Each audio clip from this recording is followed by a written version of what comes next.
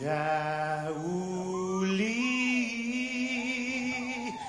die sombren zelten meg, et zu te saluda, antes Dio omniga, Radzauds and Malakis Fredzas, durant in todo in memu, a nogi distancia, como kupugi palu, zangiman malak guafi, ikonum nasugi airi, prebatu la noci, nai banderata caighi, pues atan fanni bandera, kau esta pagua pumalapa,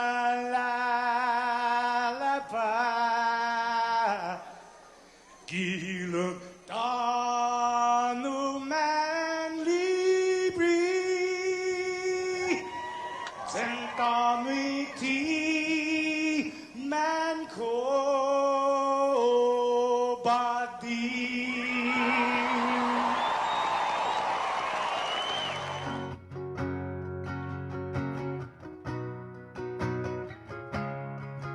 Fanogi chamoru puritanota kantai matuno nyagi toru iluga Paraiona Parai gloria Abiba islas en Paraiona, Parai gloria, abiba islas en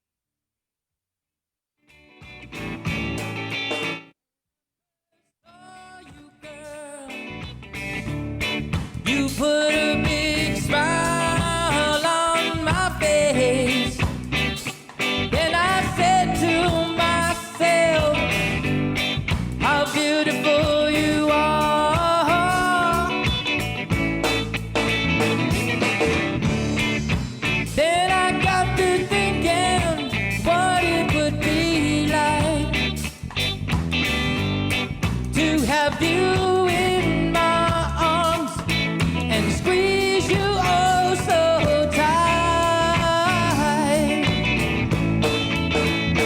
Then I had a dream of me and you. Down the aisle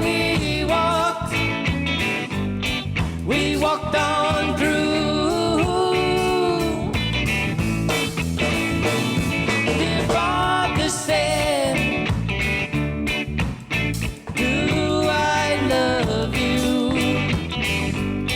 I quickly said yes, baby. Without you, baby, life would be so blue. Without you, without you, life would be so sad. I wouldn't know what to do till the day I die.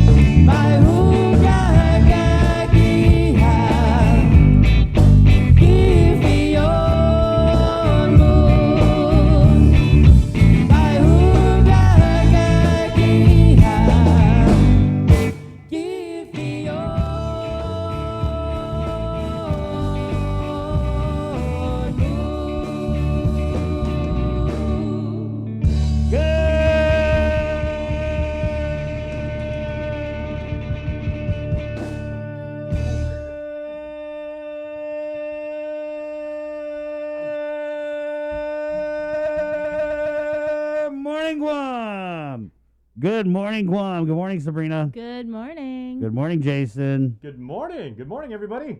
Nice to see you. Good morning, Joe, sir. Morning, boss. Good morning, Mike V. Okay, everybody, we've referenced Mike Villagomez many times on the show. Even Bree was saying, like, when Mike edits this, when Mike's putting together, like, this wonderful Historiata thing, this is Mike. Mike is here in the flesh. Yes, he's wearing a stocking cap because it's cold in Guam in the morning in the aircon when you're at work. And how is the drive all the way from Ipan this early in the morning, Mike? Long, but beautiful. Nice drive. It's always a good drive. I always said, like, ever since I was growing up, like, especially in high school, it doesn't matter where on the island you're going to. If you drive to Notre Dame and you went to high school at ND, you had the best drive to school anywhere. Right. And Mike is also our fearless leader on the production side of the house. Yes. So. Yay. He was just doing a webinar before we went on about shooting vistas. Very insightful. Guys, if you're going to be shooting vistas, Mike V says morning light is the best. No, well, we should tell him because he's actually here in person. Mike, you know that. Okay, and for all of those of you in the Link fam, right? Mike is the guy who actually did, that video sequence of the national anthem with Uncle Toad and Yeah. Sina, and Yep. Mike, you put that together one pass, right? You went out one day and shot all that. Mm-hmm. Yep. So this is the guy who put that together. So, golf clap. All Golf right. clap. Yeah, golf clap. Okay. Golf clap. Hey, good morning. It's Thursday. Round of applause. Is it just me or is this week going by so slow? I don't know. I'm surprised it's Thursday already. I thought it was Thursday, like on Tuesday. But it's Thursday. It's not Friday yet. Newsflash! Guess what? It's Friday. But it's Thursday And then again. next- Just for the record, it's Thursday. And next week we have to be quiet, right? No. I think it's the week after But is next week Holy Week? I thought you said Easter. Joe, sir. Gosh, I want to say Easter's April 4th. Yeah, easy weekend. Easter's Okay, one more week. Easter's April 4th. Right on. So Easter is April 4th, guys. Remember, we didn't have Easter last year. Yep. It was a lockdown Easter. Okay, so this year, let's do it. I'm going to go get my, like Lieutenant Governor Josh said, I'm going to go find my pink bunny suit.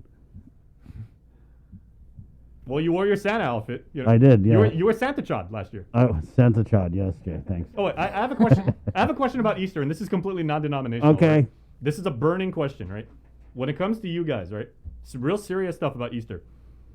When it comes to Easter, are you hollow chocolate bunny or solid chocolate bunny? Solid. You guys are solid. I'm hollow. Solid. Yep. Once in a while, you know those Cadbury, the cream eggs eggs? with the little cream, the little one, man. Those are good once in a while. But I like Jordan almonds, Oh, those are Those good. are good. right? Yep. Yeah, those are good. That's all. Thank you. It's 6:15. The show is brought to you by East West Rental, Cabo Enterprises, ITD, and Carrier. We're KUAM TVing this morning. Good morning, KUAM TV.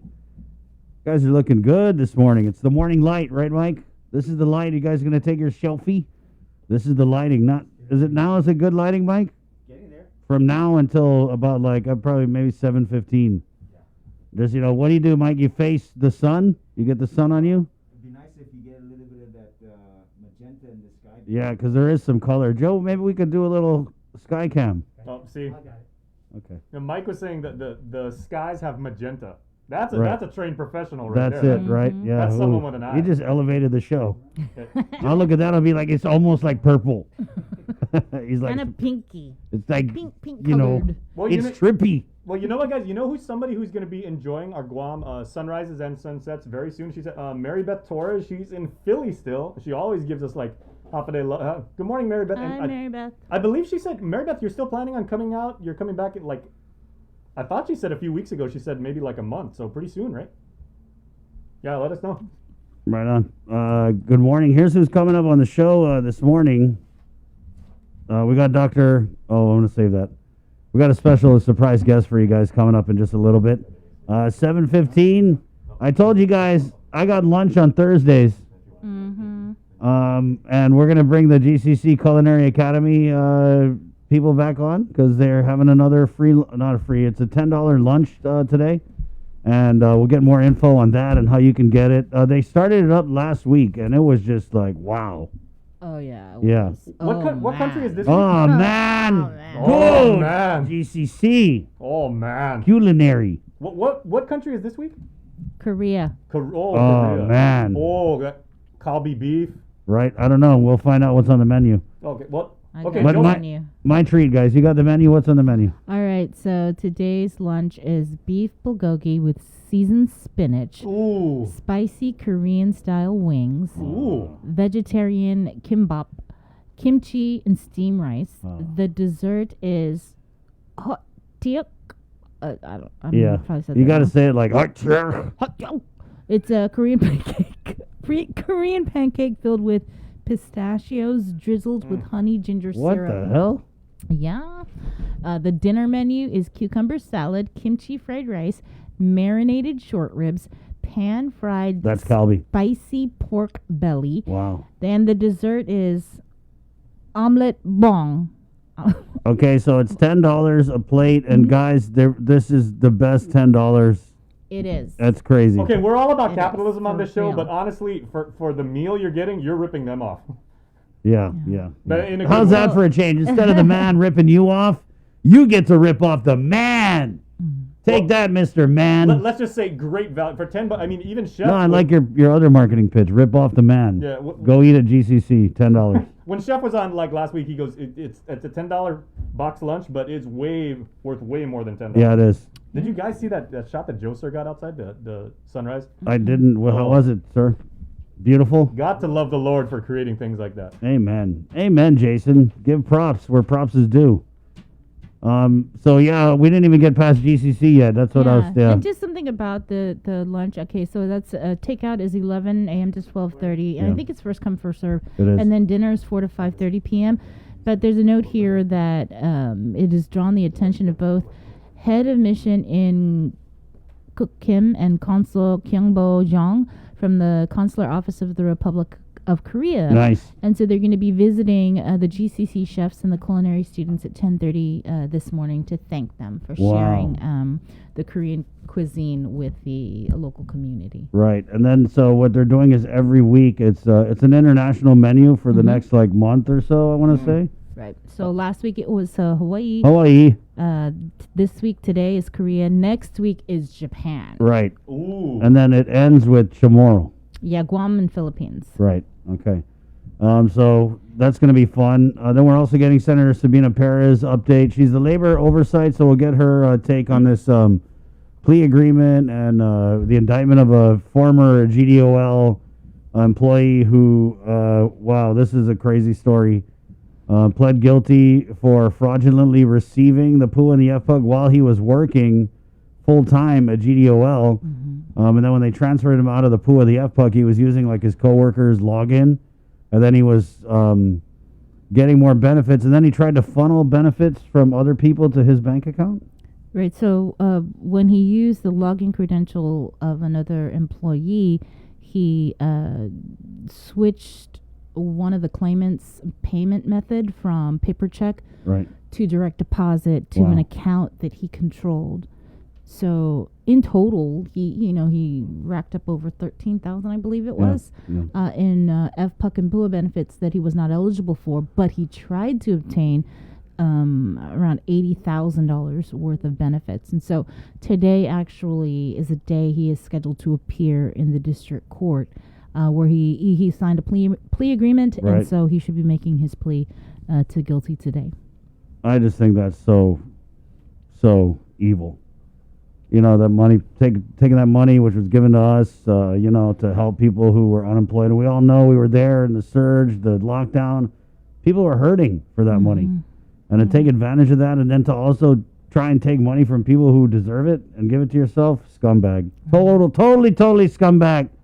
Totally. Yeah. And it wasn't just him, the employee that was terminated. And even although they were not charged, Right. you heard from Dave Della Sola that he terminated, he let go of a couple other people employed at DOL because, he said it's a no-no Yep, for don't giving out. Give out your login password. Mhm.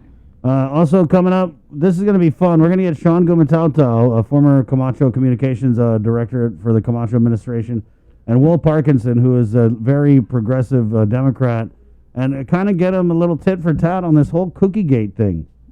All right, this is really just snowballed. I mean, it's crazy on the national scene.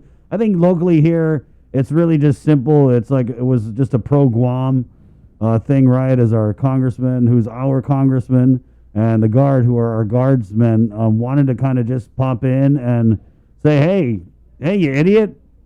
Here we are. We're from Guam. Look, we wear the same uniform as the military here. And so I think on Guam it's really simple, but nationally it's just turned into this whole partisan debate because Marjorie Taylor Greene is what I call, she's like hyper partisan. You got Republicans, Democrats, and then you got like the really crazy ones, like the super left and the super right. And this has kind of turned into like a Republican Democrat thing. And it's crazy. The House or the minority leader is calling for a look into the guard, and he's saying it's a political stunt. And so it's on both sides, the debate. I mean, we had San Nicholas on CNN yesterday. So there's just a lot of talk about this. And I wanted to bring these guys in. It's really interesting. Sean's take and Will Parkinson's take. They're totally opposite sides of this argument. So it's going to be fun. Mm-hmm. And I just wanted to just say this to Sean, especially because, like you said, he was the communications director for the Camacho Moylan and Camacho Cruz administrations. But, a year ago, he was very helpful and insightful when everything was going down with the pandemic, when it first ramped up. And we actually did an interview with him right before, or it might have been the day the governor had declared the state of public health emergency for Guam, which was before we had our first 3 cases. And so he kind of walked us through, what the pandemic response plan entailed and what it required, and kind of gave us some information on how we should be preparing and getting ready for what was to come, even though we didn't know what was to come. Right, yeah, because I know that he he was doing a lot of like PIO type services for public health for a minute there. So he's just got a ton of experience with Homeland and disaster management. But today he's just putting on his Republican hat and coming in, and they're going to go at it. Dr. Ho Wen, AMC has launched the mobile vaccines, and today is the day they have dropped the vaccine requirement to 40 years old and above, right? Yes, starting today. Right. Okay. I would like to see like Department of Labor stats and see like how much of our island's population of 160,000 or something like that is 40 years old or above. That's a lot of people. Yep. Probably a lot of very like young Guam people. Census. Or Bureau of Statistics and Plans, right? You know who knows our buddy Gary Hiles for sure over the Department of Labor. Then also we're gonna do something different, guys, and bring on the Youth Congress. I saw they had a session. I was watching it last week, and we're getting the Youth Congress speaker and the Youth Congress vice speaker, Stephanie Lorenzo and Al Labang, respectively, to come in. And I was talking with Al yesterday. I said, hey man, we want to find out what Youth Congress is all about and kind of run through some of the issues that are on you guys' table. And then, because they're the younger generation with that younger perspective, we also want to ask how they feel about a lot of the things that are going on currently on this island and in our government. So that's going to be fun. And then Academy of Our Lady, there's a thing coming up, Bree. It's like a prayer thing that we'll talk about when Academy of Our Lady comes on, 6:25 now. Good morning, Facebook Live. We'll get to you guys in a little bit, but right now let's get to the news. Right here on the link with the very latest from the KUAM News team, Sabrina Salas-Matanani. Good morning, Sabrina. Off a day, everybody. During a 2.5-hour oversight hearing, Chief of Police Steve Ignacio revealed more information about a federal investigation into allegations of online gambling in his department and other criminal investigations being conducted jointly with the Office of the Attorney General. So let me use this online gambling, because I'm sure that may come up. So let me use this online gambling, because I'm sure that may come up, maybe as a question from one of the panel. So let me just address the online gambling, since it's one of the stories that's been in the news lately. So and before I make this statement here publicly, I did confer with the Secret Service that I can mention them in today's hearing. So I received information from the Secret Service, another law enforcement partner here on the island, that they were actively investigating a member of the Guam Police Department, and they named the member of the Guam Police Department to me. So they identified that they were doing a criminal investigation. So what I did is I opened up the internal affairs investigation. Now, That investigation is ongoing, just like all other internal affairs investigation. So I'm not going to name the employee, but I do have a name of the employee. The other thing that came out was that other officers within the Guam Police Department were part of this investigation, but they were not named to me. So I don't have a name to go on. I can't open an internal affairs investigation into unknown persons within the Guam Police Department because I don't have a specific name to go on. I think there was some speculation that the officer that is named to me by the Secret Service, my investigation stemmed from what happened at the airport. And let me just say right now that that is not the case. I was informed by the Secret Service of this investigation into one of my employees. And let me take it a step further because back in March 3rd of 2020, there was a joint letter issued by myself and the Attorney General of Guam, Mr. Levin Camacho. And in that, we indicated that we were doing a joint investigation. Now, a lot of that goes back to allegations that came out during the Mark Mayo trial and the former Mayor Jesse Blas trial. So we decided that we're going to do a joint investigation into any criminal acts that may have been committed by law enforcement personnel or public safety personnel that have come about during that investigation. Now, taking that a step further, I had a conversation with the acting chief investigator, Anthony V. Camacho from the Attorney General's office, and we have expanded our joint investigation, and we're now looking into possible criminal activities of government employees in this online gambling investigation being done by the feds, by the Secret Service. So that's where we're at with those three, and I'm sure there might be questions about these three specific cases, but let me just come out and address those now. That we are working jointly with the Attorney General's office, and to that end, I have temporarily assigned a TDY, one of my officers, to the AG's office to assist with those investigations. So that is an ongoing investigation right now, a criminal investigation. Okay, and the lead agency on that investigation is the AG's office? Absolutely, yes. It's not necessarily that they're taking the lead, sir. I would call it a joint investigation. Joint investigation. Of gambling online and on duty first came to light when Senator Joanne Brown also received an anonymous tip about airport officers. GIAA General Manager John Kanata wouldn't fold on giving specifics because of an ongoing investigation.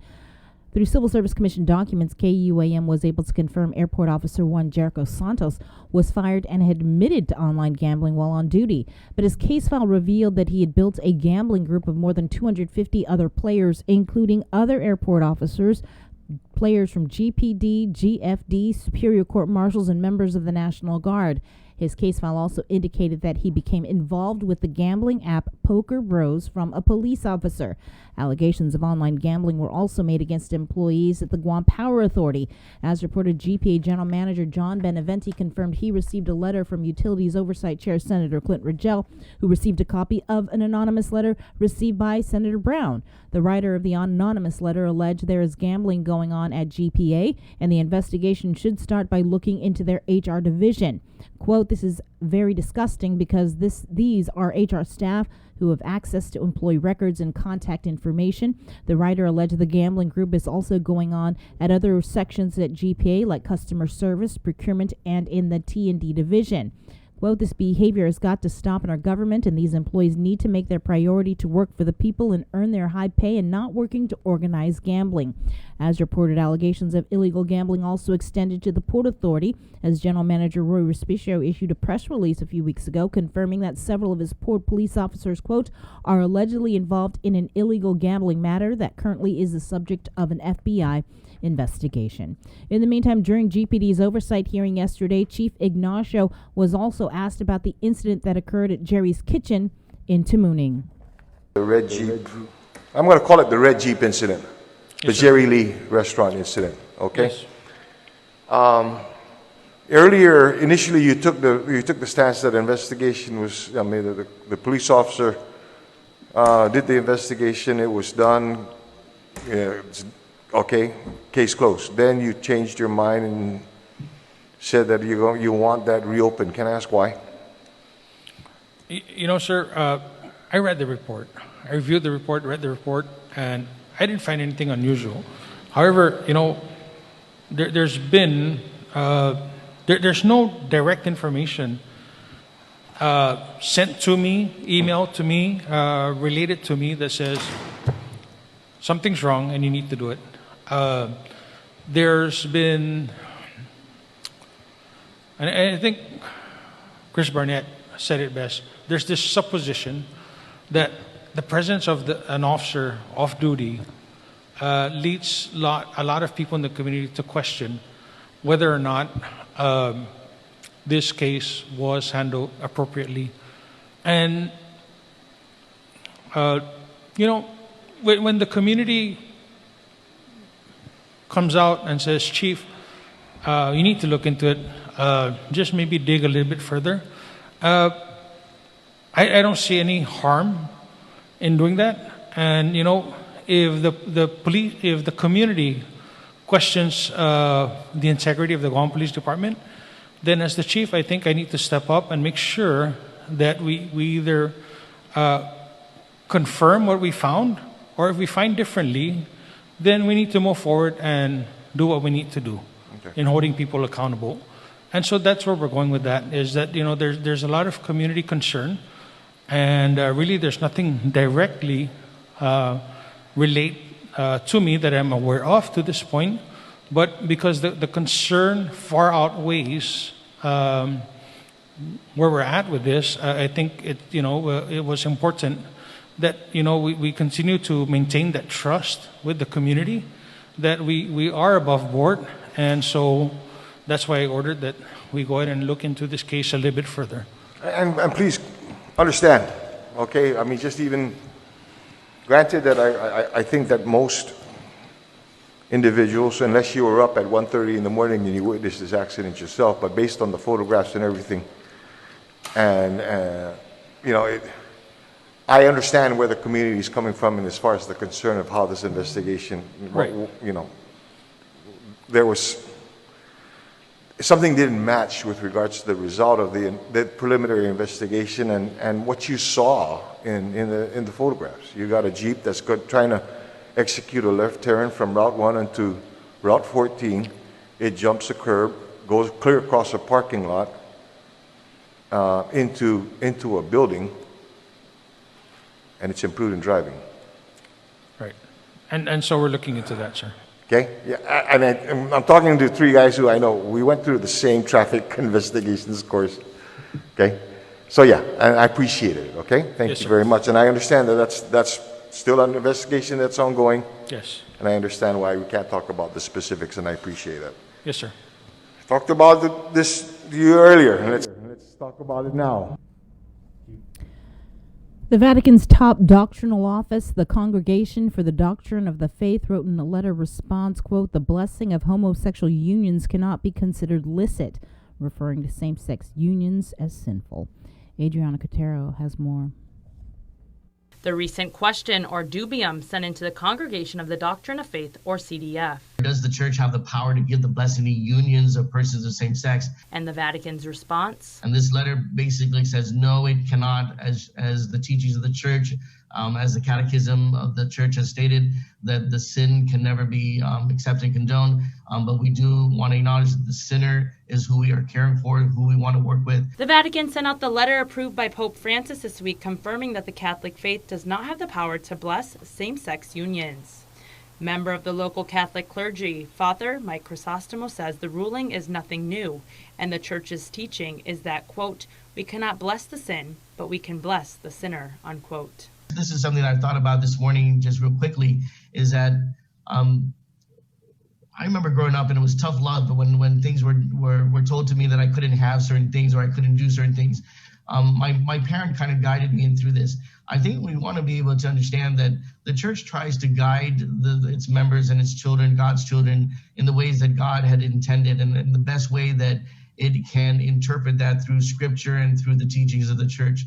And it is only through the lens of love. And if we don't have love for these persons with persons with same sex, then we'll never get anywhere. The LGBTQ community agrees everything should be through the lens of love. Equality Guam spokesperson and board member Lacia Casil. They need to turn that lens on themselves. There's been a lot of scandal in the church here on Guam in the past few years. Look at Apron. The people from our community are not hurting anyone. We're loving individuals. We have families. We support our community. And all we're asking for is equality. We're not asking for more rights. We're not asking for special rights. We're asking for the same rights as everyone else. Mm-hmm. And I think the church needs to just take a step back and look at themselves, and then before making accusations about who's a sinner. Father Crisostomo admits the island's faithful has not always been successful in communicating their messages. And again, the LGBTQ community agrees. I know that there's lots of LGBTQ people that support the church. You look at the choirs, look at the people that create the floral arrangements. And I know that they take their marching orders from the Vatican. So, I don't believe that they have made any advances. No. Casil says it was not shocking news from the Vatican, knowing that the Roman Catholic Church would never endorse same-sex marriage. The focus of Equality Guam is, we're not here to attack the church or to try and get them to change their policies. Our focus will be on the youth and making sure that they feel loved and they feel supported and protected. Polly says it's difficult to reach out to those with different views from the church's strict views that are deep-rooted in Scripture. But he wants to bridge this gap through the teaching of love. And just one last thing, a message of those who are in the community, the LGBT community. We love you, God loves you, and I know many of them have their own deep faith in God, and God bless you for that. God bless you in your endeavor to bring God into your life. And I hope that you never, ever leave God. With more news, here's Tyler Mazzanani.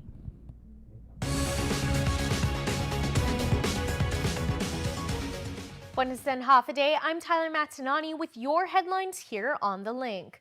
Guam Department of Labor Director David Della Sola hopes the public has got the message that he will not tolerate fraud.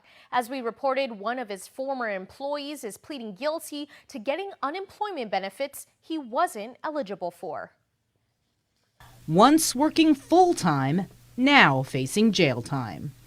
It's unfortunate that this had to happen. GDOL Director David Della Sola says when his staff caught wind of what Jerome Michael Cruz was up to, he forwarded all the information to the feds. The one thing about our system is every keystroke, wherever you go, whatever you do in that system is recorded. In total, Cruz, who was a full-time temporary worker for GDOL, bilked the federal program over $13,000 in PUA and FPUC benefits. And according to court documents, he tried to obtain an additional $80,000. I just want to thank the FBI. They were on top of this. They helped us. We gave them what we had, and they took it running. And they came through with a very quick time. Unfortunately, according to Della Sola, a couple of other DOL employees were terminated in the fallout from the fraud. As reported, Cruz was able to use login credentials of another GDOL employee to change the method of payment of a claimant from a paper check to direct deposit to an account controlled by him. They worked 7 days a week, at the beginning, long hours, and, they thought that they were helping him help other people. Instead, he was helping himself. Cruz is scheduled to appear in the district court on Thursday, where he has agreed to plead guilty to charges of federal program theft and accessing protected computer in furtherance of fraud. This isn't the first or the last of fraud or theft that we brought forward. Dela Sola confirming he's forwarded dozens of other cases to federal law enforcement authorities. If you're going to try to do it, know that there are federal repercussions. The maximum penalty for federal program theft is up to 10 years in prison and a fine of up to $250,000. The maximum penalty for accessing a protected computer is up to 5 years in prison and also a fine of up to $250,000.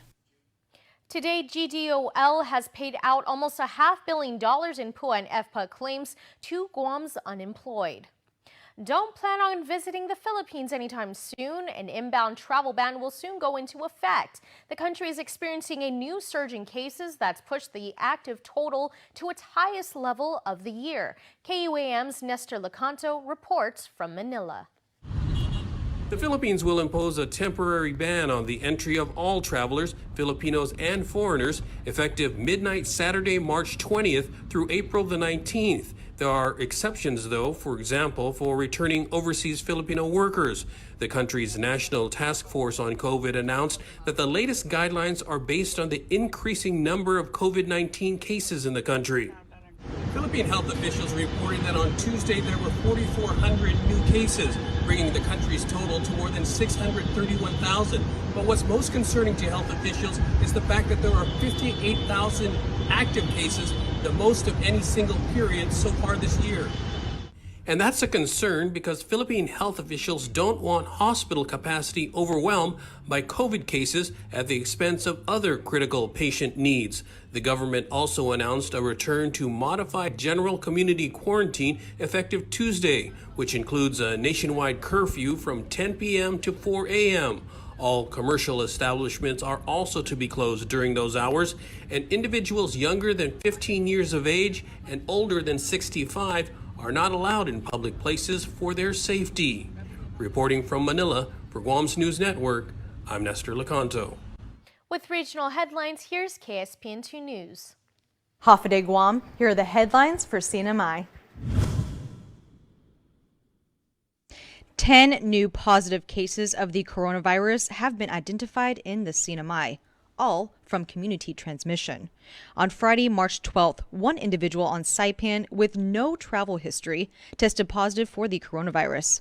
According to CHCC CEO Esther Muña, the individual is a frontline worker, asymptomatic, and had been fully vaccinated prior to contracting COVID-19. The case index, which is the first case that presented at our clinic to get travel testing. And unfortunately, this individual was tested positive. And this is, so we had to immediately activate our contact tracing and activate our isolation procedures. 10 close contacts of the positive individual were identified and were tested. On Saturday, March 13th, 3 of those 10 came back positive for COVID-19. But the ability to have 3 tests here, actually 4 tests, 3 FDA and one not. You're looking at an ability to detect it quickly. We were able to detect it quickly. We detected it at 5 p.m. We were able to test more people and found more people, tested, and we had results quickly. Of the additional contact tracing, 4 more individuals tested positive for COVID-19 on Saturday. And on Sunday, 2 new cases were identified, resulting in 10 new positive cases of COVID-19 over the weekend.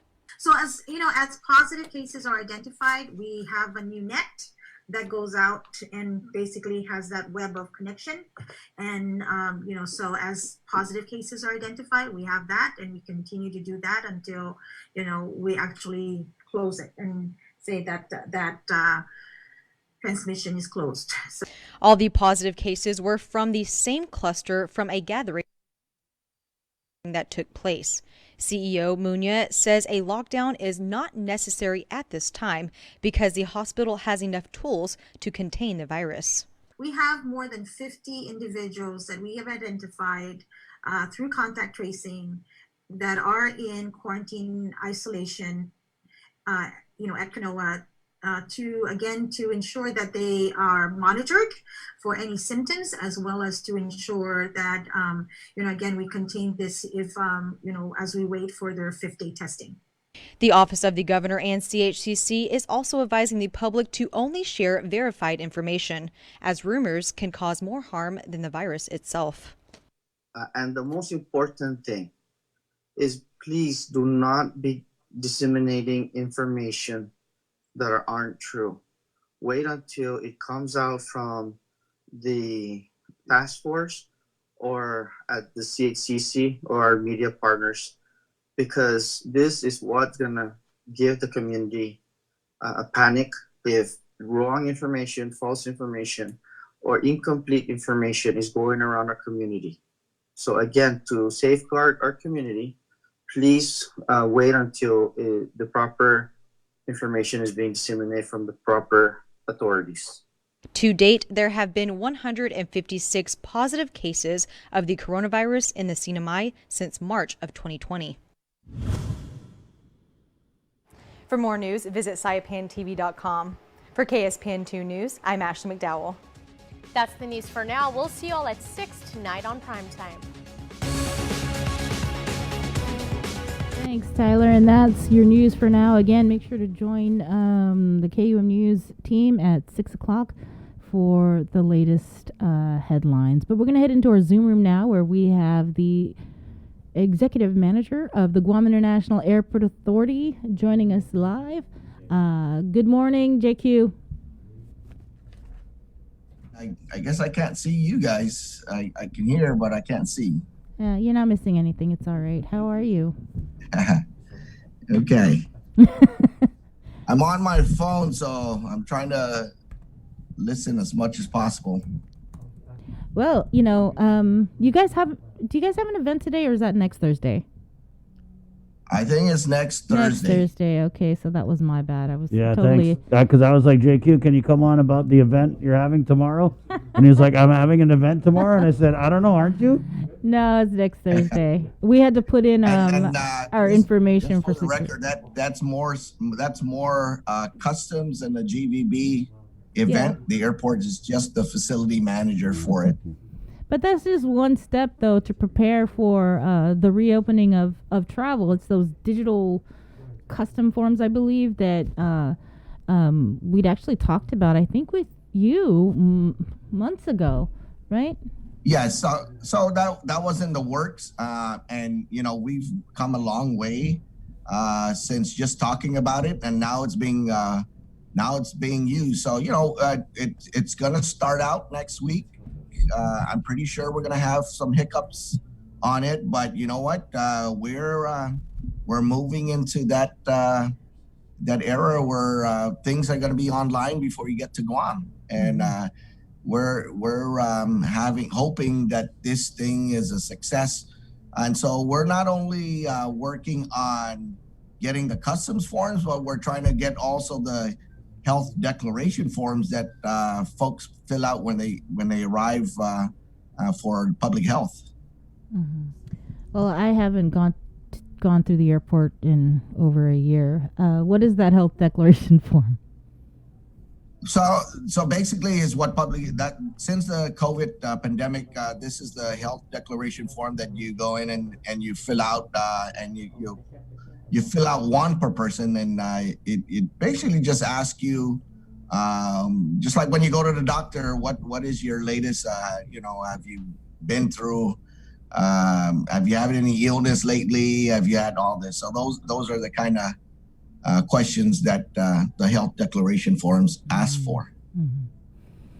Well, the governor, she unveiled her Path to Half plan earlier this week, and I believe GIAA has been part of the planning process to get Guam to reopen. So can you provide more information from the Guam International Airport Authority's perspective on what people need to know if in fact that we meet that 50% vaccination threshold that she talked about? So when people say we do, and then May 1st comes along, what do people need to know when they come into Guam? What's going to happen?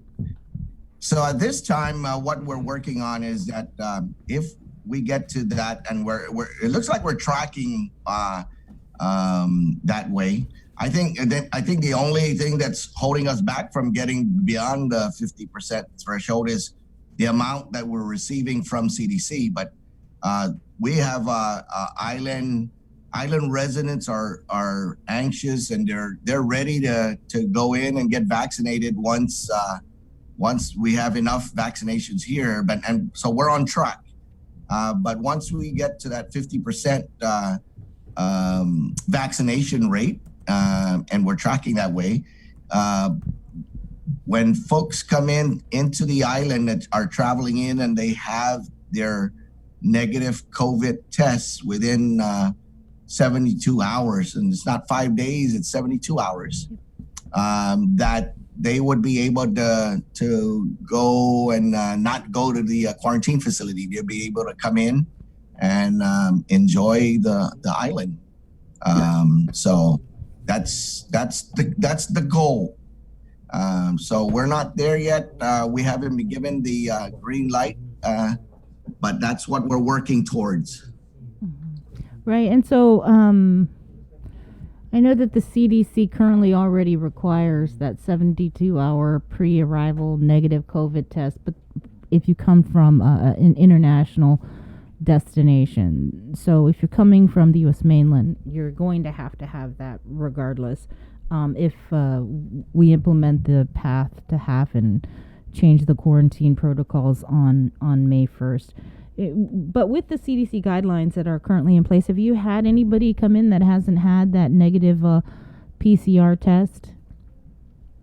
Oh yeah, we have a lot because we have folks that are coming in, and the quarantine guidelines right now, regardless if you have a PCR test or not, and you're not one of the exempted passengers coming in, if you do come in with a negative test, you're still going to the quarantine facility and still go through the process of getting tested on the 6th day. If you test negative, then they'll make arrangements for you to be released to finish your home quarantine at your rental location or at your residence.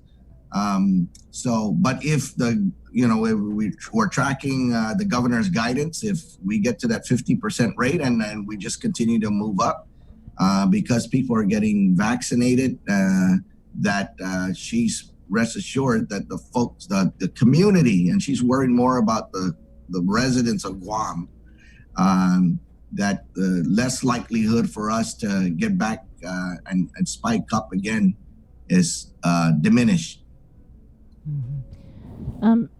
I know previously we had discussed the possibility of doing rapid testing up at the airport. Is that still on the table? You know that from the airport's perspective, we're ready to execute. We've put space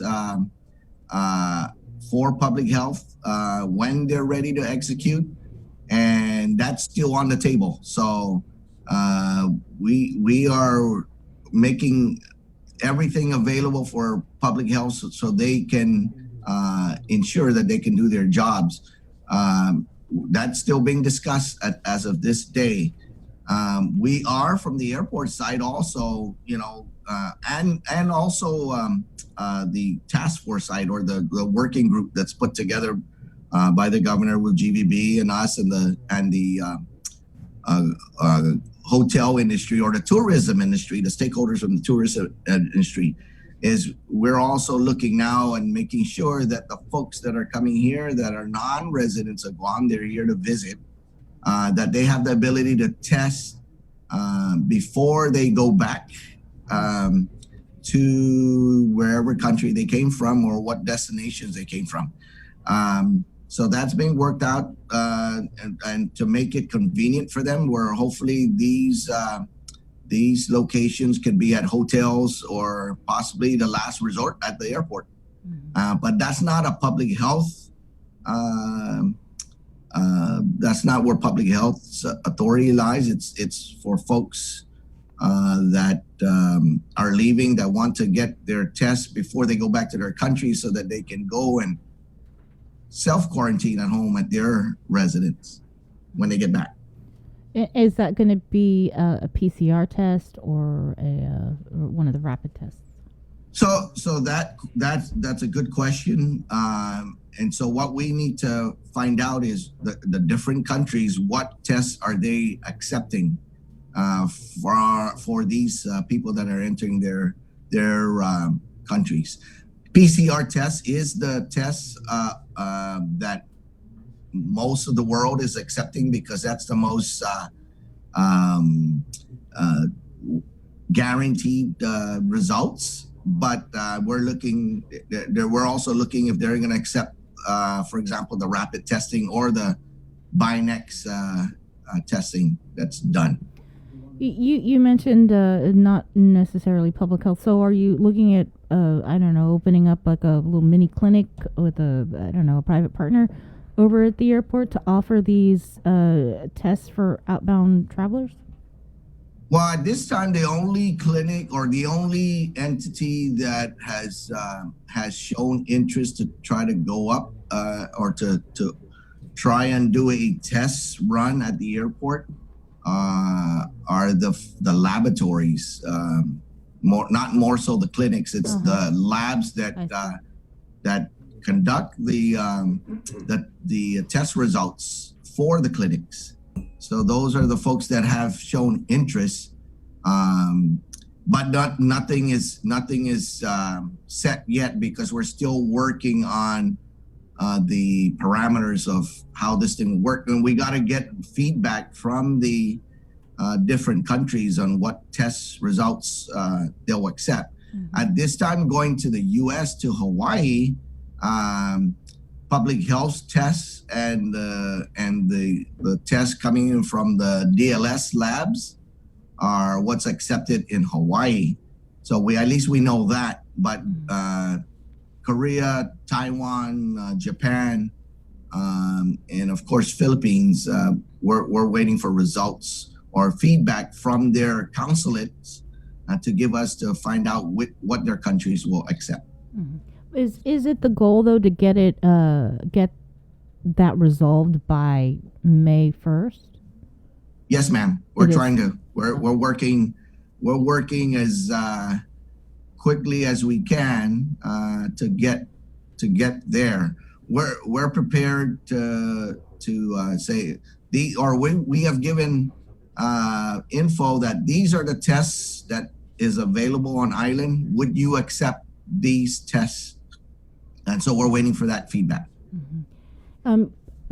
GVB, GHRA, they did this survey with businesses and members as well as non-members regarding vaccinations, as we prepare for the reopening of travel. So for GIAA, what about your employees there? Have they all been vaccinated or a majority of them been vaccinated?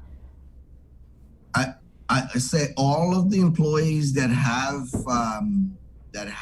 opted to take the vaccination at GIAA has been vaccinated. We do still have a lot of employees that are hesitant to take the vaccination, but the best we can do is encourage them. We cannot force them to get vaccinated. Mm-hmm. What we've also done was we took a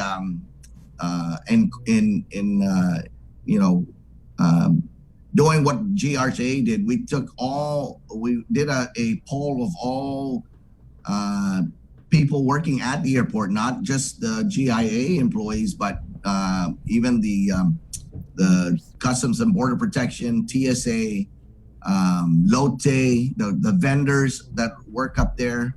Every employee that works at the airport facility, we've took a poll, and so we got those numbers. We have identified those folks that hasn't been vaccinated that want to get vaccinated. So we're ready to, and we've given that number to public health, and we're ready to execute. What I think at UOG, their facility and their processes are so smooth that if once public health gives us the green light to get these folks to UOG to get vaccinated, we can execute. The alternative is that United Airlines clinic has been given approval by Chicago to allow their clinic to vaccinate the folks that are associated with the airport. So that's a option that we gave public health if we want to take away their to alleviate some of the people going to UOG, that we can do it at United Airlines clinic up at the airport. Yeah, I think that's something that in an interview with Mary Rhodes, when we were talking about the survey that was being conducted, they did kind of want to make it easier for industry professionals to get vaccinated. Maybe not necessarily at UOG, and if they had to, yeah, but like at hotels or somewhere, close by. So yeah, keep us posted on that. But before we let you go, because we do have a special guest coming on in a few minutes, the chief of police, he had his oversight hearing yesterday. He mentioned the Secret Service conducting, reaching out to him. Can you now confirm that the Secret Service contacted you? You're absolutely right. Okay. And aside from the one individual, the airport officer that was terminated, has anyone else been terminated or any other adverse action been handed down against any airport employees? And if so, how many? You're talking about the online gambling investigation related to the incident? Yes. Yeah. So he's the only one that has challenged his termination. And so all other actions that we have given, because they're personnel matter, I cannot discuss them. Can you say how many, though, adverse actions you have given out related to this incident? I can say it's more than one. Less than 5? Here we go again. Did I put my poker face on? I don't know. You might get investigated if you put your poker face on. Right. Right. Yeah. So I can just say, we are in coordination with all entities that needs to be involved in this. So yes. Mm-hmm. Is it just the Secret Service, or are we talking like FBI or any other federal entity? I don't know I know it's active. I don't know who, possibility when federal agents get together that they help one another out. So to my knowledge, I don't know who else in the federal side is working with each other. Mm-hmm. When the Secret Service, when did the Secret Service contact you? That was last year. Like towards the end of the year or mid-year? Approximately.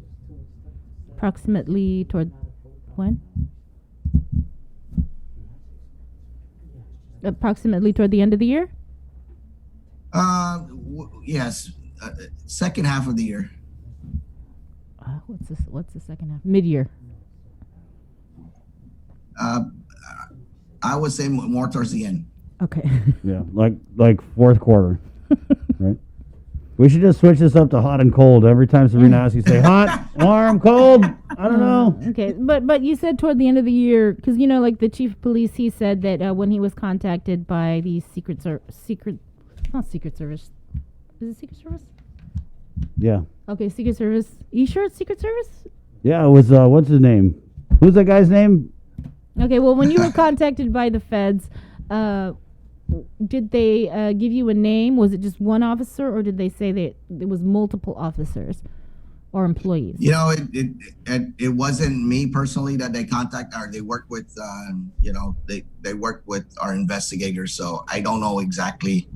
I didn't work with names or what. I know that the person of interest is who they were working with, and that's who they worked with. Okay. What about your, are you pretty much done on your internal investigation or administrative investigation? Administratively, we did we're done with our administrative investigation. Any other? Doesn't mean that if anything criminal comes out, that individuals that were administratively disciplined doesn't mean that they cannot be disciplined again. Right. Did you put out any kind of like agency-wide memo, just kind of like, hey guys, chill on this online gambling thing, it's serious? Well, word got around. We did some notices. We did some training. We conducted ethics training for all employees, not just certain divisions. We conducted ethics training for all employees. All right. Well, we thank you, JQ. Yes, ma'am. All right. Anything else before we let you go? You sound like you want to yeah, tell us just something. tell us. Go ahead. Was it Gerard Butler? No. That's it. It's I'm just preparing for my lab results. Yeah, he's got a doctor's appointment. As I told Chris yesterday, man, I got to go I got my medical appointment. So Right on. Well, good luck. Are you fasting? We don't want to get you while you're yes, hungry. I'm fasting. I'm hungry. I'm fasting, but I have to go get my lab results before I can nourish myself. There you go. Okay, JQ, thank you. Thanks, JQ. All right. That's Have a good morning. Right on, you too. Stay safe. 7:09 here on the link. Let's go ahead and get right to it, guys. We're bringing back a special guest. It's been a minute, but she was definitely one of our pandemic partners. As man, we experienced a lot of highs and lows with our next guest, and like I said, it's been a minute since we've had her on the show. And when we talk about looking back at the last year under the pandemic, this is definitely one of the familiar faces that takes us back. I mean, really takes us back. So we're going to go ahead and bring on with Dr. Jana Maglotnia.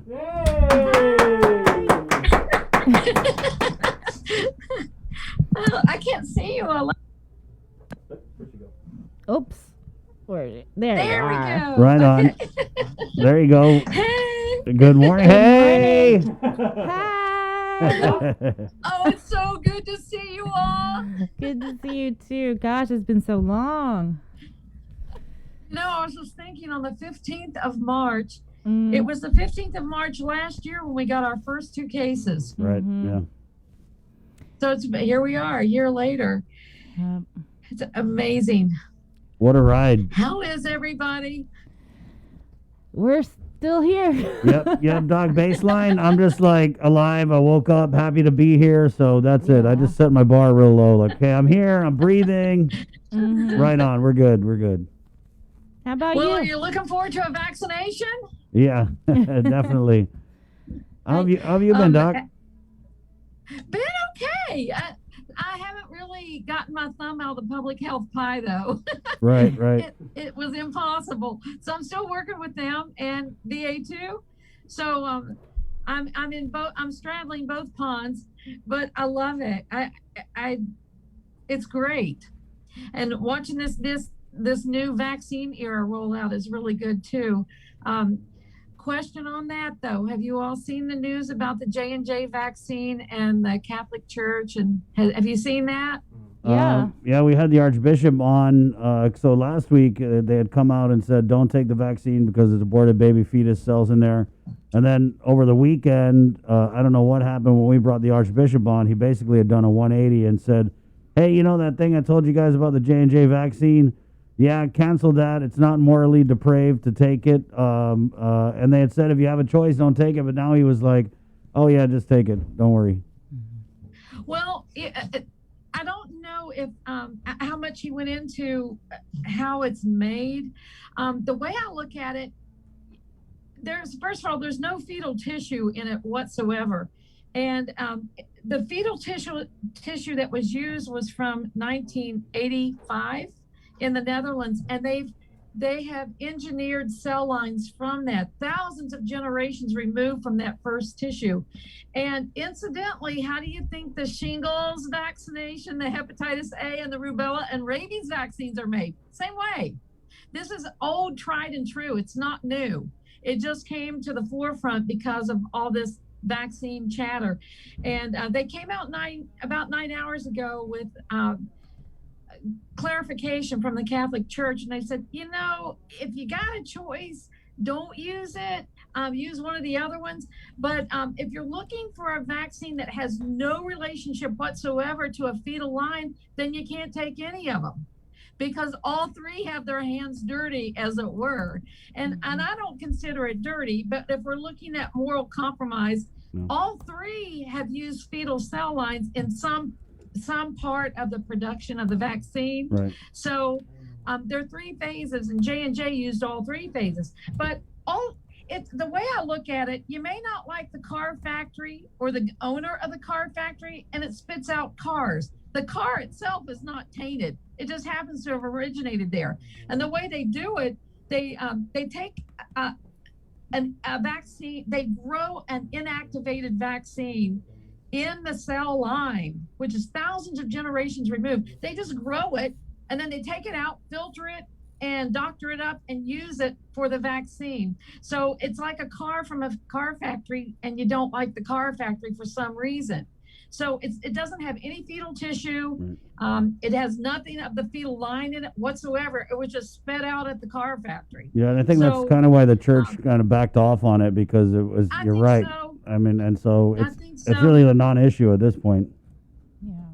And the other 2 vaccines use fetal lines too when they were checking they were trying to confirm whether it was effective or not. And so there are 3 phases, and that phase was used by Pfizer and Moderna. So you can't really.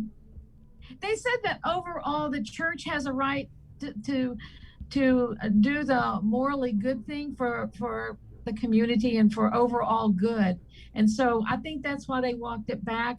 But it's really staying in the headlines, and it was more favorable in their most recent edict. So I'm glad it's out there. But and the experts all agree the very best vaccine is the one that's going in your arm. Right. They're all good. Yeah, don't be picky. Doc, so, looking back over the last year, I mean, we brought you on because, like we said, you were just down in the trenches, and now obviously it's a different position we're sitting in. But we kind of wanted to ask you to look back and just give us your kind of retrospective on the highs, the lows of this pandemic that we've all weathered together. Wow. Favorable. I mean, all good. We were on the leading edge of a combat against a virus, and constantly looking left and right, going, how are you? How are you? And just trudging forward and making the best decisions that we could with the scraps of information that we had at that time. And I can't look back and fault any decision by the governor. I mean, I think all of us can look back and go, oh, maybe we should have done this and that different. I don't know. But I can tell you this, there was considerable thought processes and teamwork in every decision made at every level. And none of it was made unilaterally. Everything was a group effort. We all held hands and trudged forward and did the best we could. And so I think we've had an amazing outcome. I really am heavy-hearted about the people that we lost, but happy to know that it would have been worse had we not done what we did. And I don't think we saw what New York saw. I think it's just amazing what we've done. And with now that we're rolling out the vaccines, leading the whole pack for the forefront of the vaccines, there were 2 places that were leading the group, and that's West Virginia, my home, and Guam, my home. So, and I guess I'm the common factor. Go Mountaineers! Kidding. Yeah, but so I think we've done great. I think the community has just done amazingly well. I think everyone's finally gotten it. And the one fact that has remained true since the beginning, there's only one way to get this, and that's from somebody else. And so I think we're like, okay, even if we don't have anything else, if we do the mask and socially distance, That's very effective. So if I'm not saying everyone has to have a vaccine, it's just one more piece of the puzzle to help to protect you. It's if you get the vaccine, it's very efficient at making you not have any symptoms if you do contract it. So that's a good thing. But are you spreading it? This asymptomatic case you've got, we don't know. So moreover, if you're vaccinated, just wear the mask. I know CDC is saying if you're in a room with people who are at low risk and everyone's been vaccinated, you're probably safe to yank it off and just get back to normal. I'm not quite there yet. I need a little more convincing on that one because I don't want to even spread something asymptomatically just because I'm protected. I still got to protect the other guy. So it's just another team member on the football team. But overall perspective, we've done the best we could do, and I think we've had a good outcome. Right. And to wrap it up with such a successful vaccination program, I think is just icing on the cake. Yeah, agree. And you know, this whole thing, it's a life-changing experience, I would say. Wow. I know I'm not the same person I was a year ago. Yeah, I'm even more jaded now. I know. You what? I said I'm even more jaded now. Sorry. Well, I think you've been morally compromised without the vaccine. Thanks, Doc. Doc, I wanted to ask, as a question we kind of asked a few of the docs who come on, especially given the current posture of just the response and what's going on with the vaccinations and the path to half and the herd immunity. How over is COVID? Sorry? How over is it? Because I feel like people look outside and they see everything that's going on, and it definitely seems like we're leaning towards normalcy. I mean, more and more every day. It looks like we're going in the direction we thought we could. It looks like that we're what we thought might happen with herd immunity. It looks like either by virtue of having had the virus before or taking the vaccination, it looks like that's the trajectory we thought we were on. And it looks like maybe we're right. That's our prayer.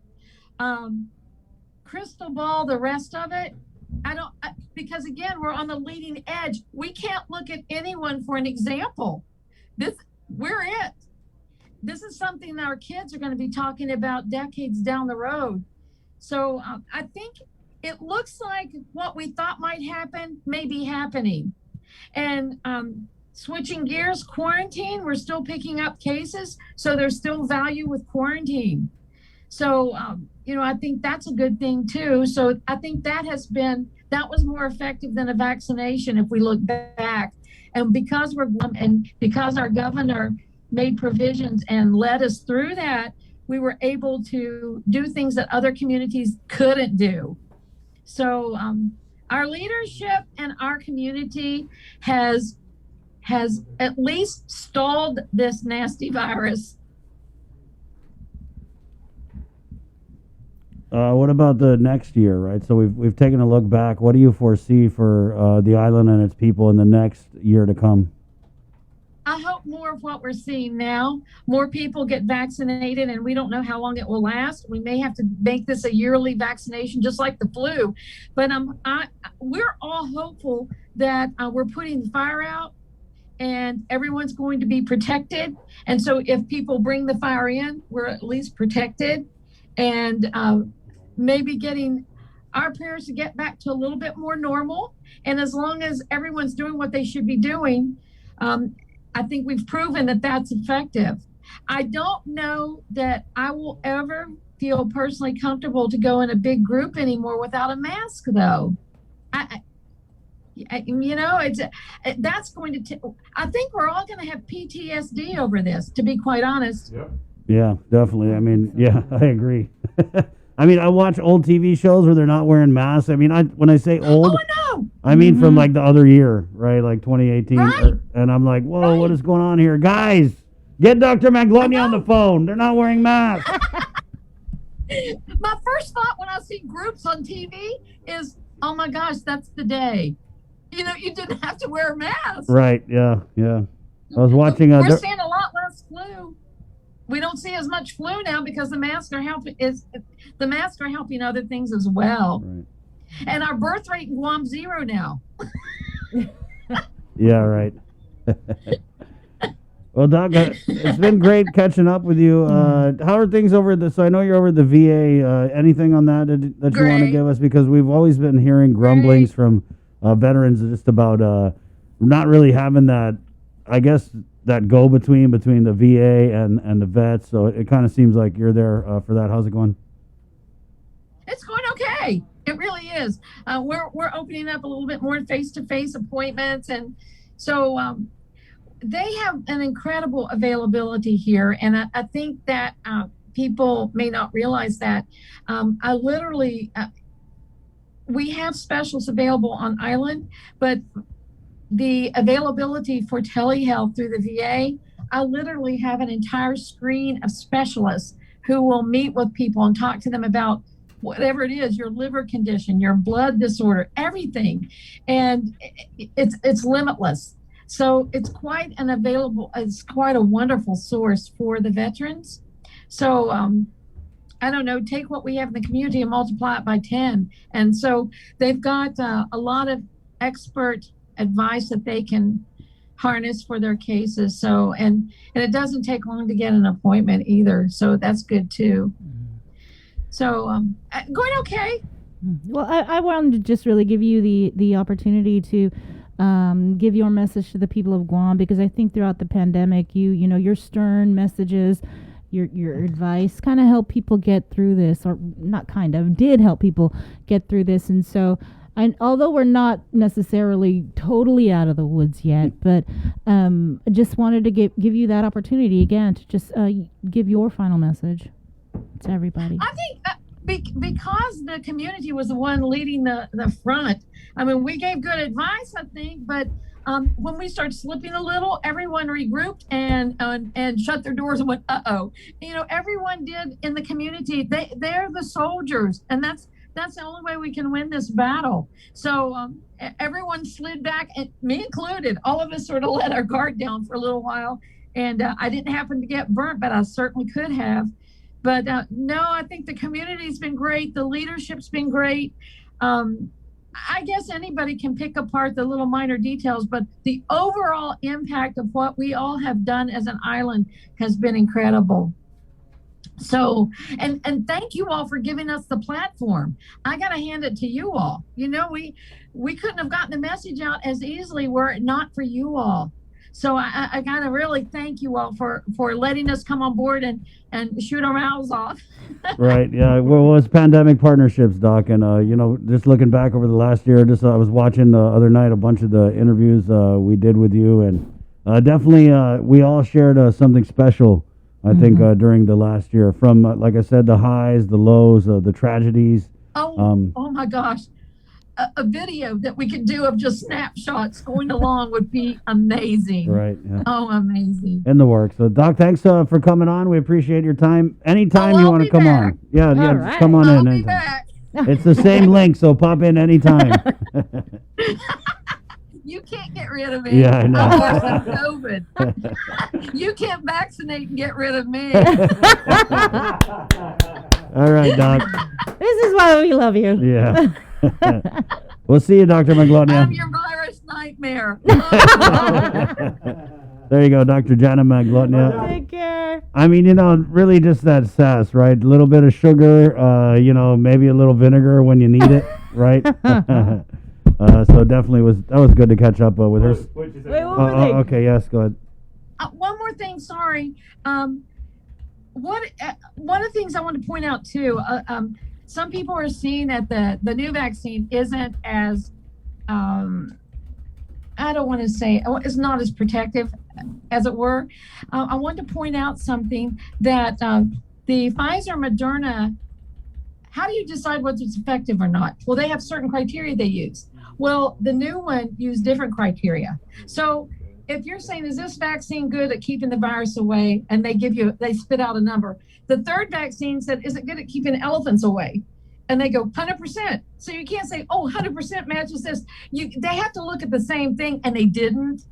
They had different endpoints with their their numbers. Let's just make it that way. So you can't compare apples and oranges. Had they all used the same target endpoint, maybe we would have a better idea of what's if one's better than the other. We know that Pfizer and Moderna are very similar, but they use the same metric in deciding whether it's good or not. The third one used a whole different set of criteria, so you can't really compare those numbers. So I wouldn't get dissuaded from using that one based on those numbers, because they looked at different things. Yeah.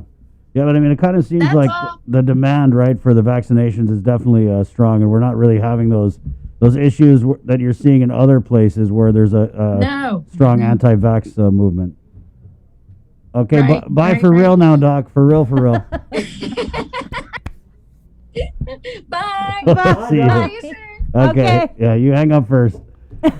7:27. Let's keep it in the KUAM News Zoom room, where it is a Thursday, and as promised, as you guys know, I made a commitment here, a commitment I take very seriously, to feed the Link staff on Thursdays. My treat, courtesy GCC and the Culinary Academy, where we're going to be joined right now by Chef Paul, and he's got a bunch of students. Week 2 of the return of PCOR 3, these guys are able to get meals out. They're doing a lot of great things. Of course, they do meal donations at Catholic Social Services, and then they're also selling these meals $10 a plate. It's a great menu. Like, can't even believe how much you're going to get for $10, and it goes to support a great cause, which is the culinary program there at GCC. You know, one thing we do very well here on Guam is eat. The other thing we do even better is cook, and so this is a great program to support. Chef Paul, go ahead. Good morning. Hey, good morning, Chris. Good morning, Sabrina. Good morning, and thank you so much. Last week's Hawaiian cuisine meal, kids, it was Wow. amazing. Yeah, it's just- it was amazing. Wow, brother. Hey, I don't know what you guys did, but we sold out in 15 minutes. Wow. Whoa! Wow. Well, if you got one, you were lucky. So if you're Yeah. gonna go today, you better go early. Right, and so there's And lunch. it's worth the wait. It is. There's lunch, and then there's dinner. Chef Paul, let's start right there. Can you give us the menus for lunch and dinner over at GCC? Yes, actually, it's the students running this one now Yeah. because I did the Hawaiian menu. So I'll let Manny and Kat introduce you. But just to let you know, because we ran out so fast, the buffet is, we set for 100 because they come in to have one meal. But these guys were coming in buying 20 and 10 and 5 and so forth. Wow. So we tripled our production. Wow. So we should have enough for everybody. But let's give it over towards the students that are actually running Right. the Korean buffet. And so we have Jeremy, Kat, Manny, and Mark here who are students at GCC Culinary. Go ahead and just unmute yourselves and free for all. Tell us a little bit about the menus for lunch and dinner today at GCC.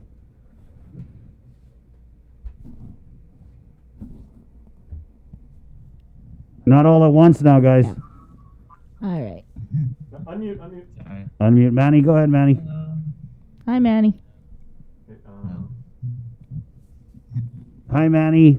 Okay, so Yeah. What we made. Oh. Hi. Hi. Hi. So what we have for lunch. We're also making very spicy wings.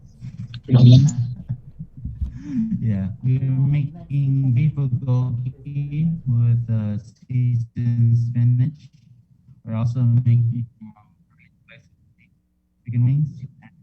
Making a vegetarian kimbap, which is like a Korean sushi, and we are also serving it with kimchi.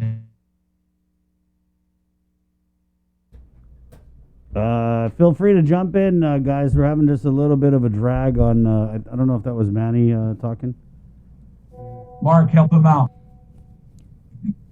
Hi everyone, Hafaday. My name is Katrina Aquino and my partner is Jeremy Paulino.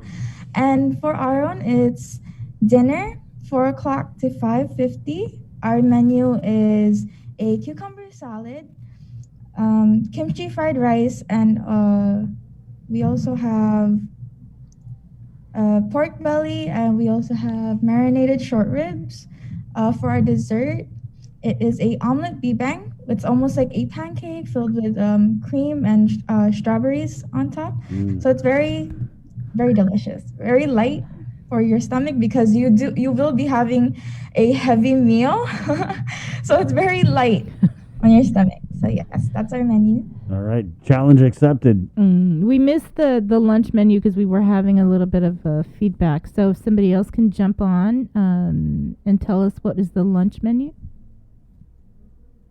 Yeah, I'll jump on. They're doing beef bulgogi with seasoned spinach, spicy Korean style chicken wings, vegetarian kimbap, which is like a vegetable sushi style, kimchi, steamed rice, and then the hotek is a Korean pancake with the pistachio drizzle and honey ginger syrup. Oh my gosh.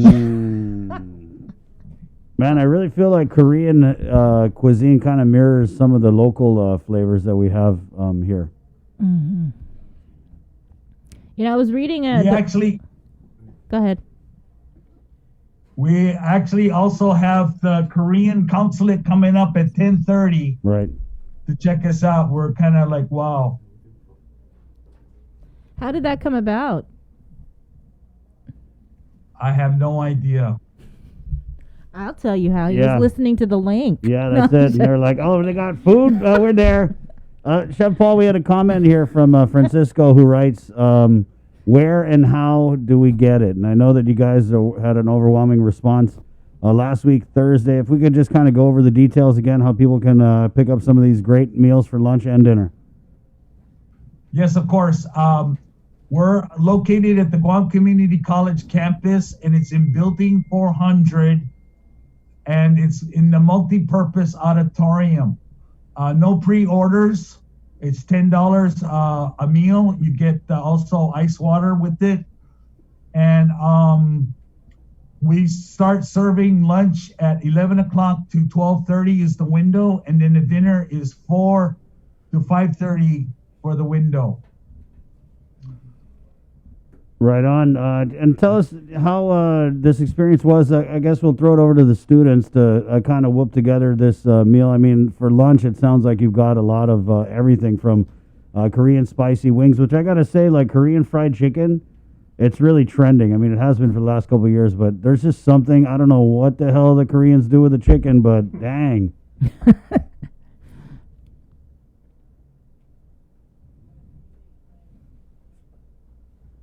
Go ahead. Guys, you can talk now, guys. Yeah. It's okay. Yeah, it's all right. Come on.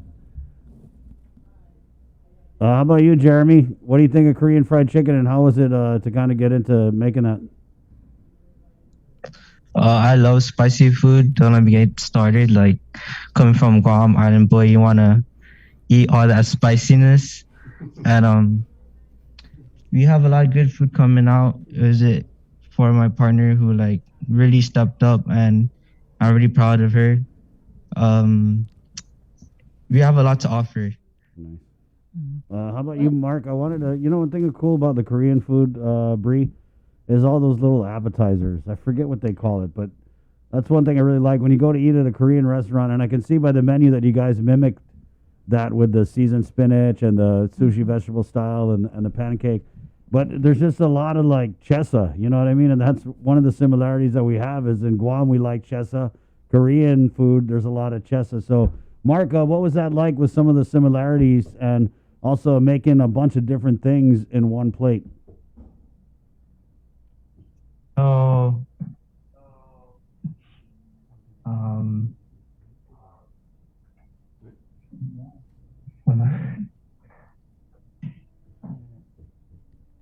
So you know what, guys? Just talk with your cooking, right, Chef?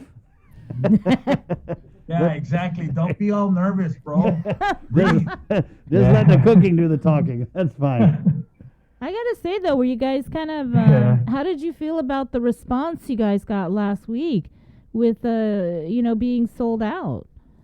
It's gotta make you feel good, Yeah, it's crazy. right?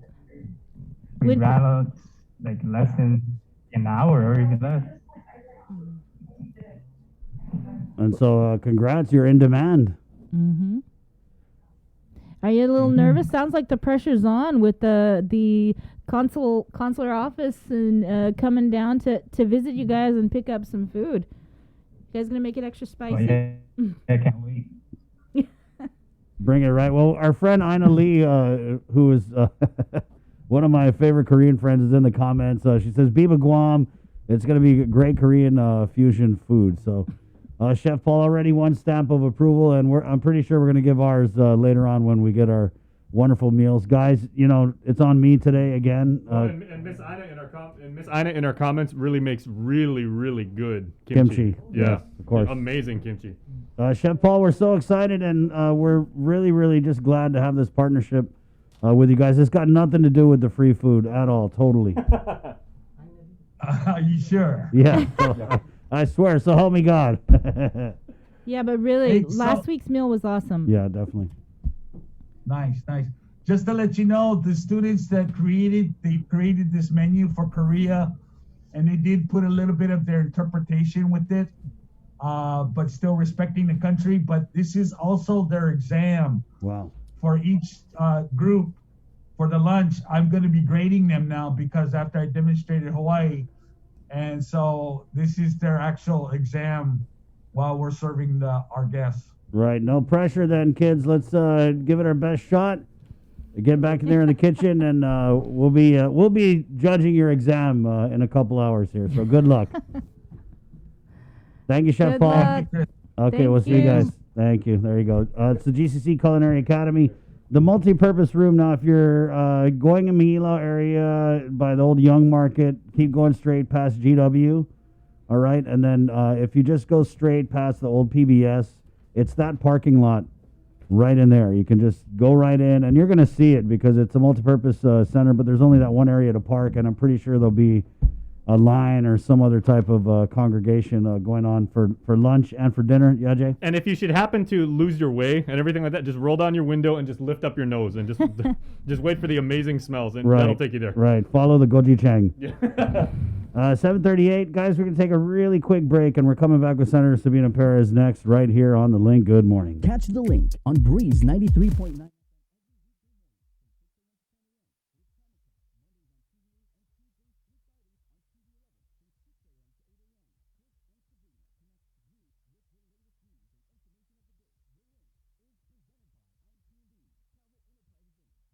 Catch a wave of fish and seafood available throughout the Lenten season at King's Restaurant. The Lent menu has a tsunami of all your favorites like deep fried parrotfish, fried calamari, and the Lent sampler. All are sure to be a splash hit. It's the Lent menu at King's.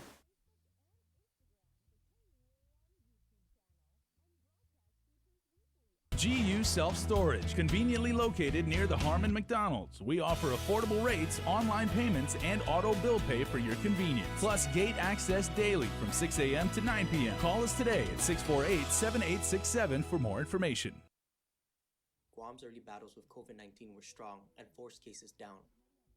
Unfortunately, new cases surged in August, and we could not bring it down to previous levels, only to see an even higher wave surge from there. As a result, we have seen COVID hospitalizations rise in similar fashion. This is a big problem, especially on Guam. In any hospital, the capacity to treat patients is based on the number of beds available and the professional healthcare staff available to treat these patients safely. Many of these beds are already occupied by the typical non-COVID patients, such as accident victims, stroke patients, and so forth. But when healthier people get COVID and go around spreading it, they wind up infecting vulnerable people, sometimes directly, and sometimes by infecting someone else who then infects a vulnerable person, like some of our manamku. COVID can infect you fast and make many sick fast, which ultimately fills up hospital beds fast. Like most of the world, on Guam, the young, especially those in their 20s and 30s, make up majority of the COVID cases, but it is primarily our elders that are dying prematurely from it. Overall, those younger than 60 years old make up 88% of cases.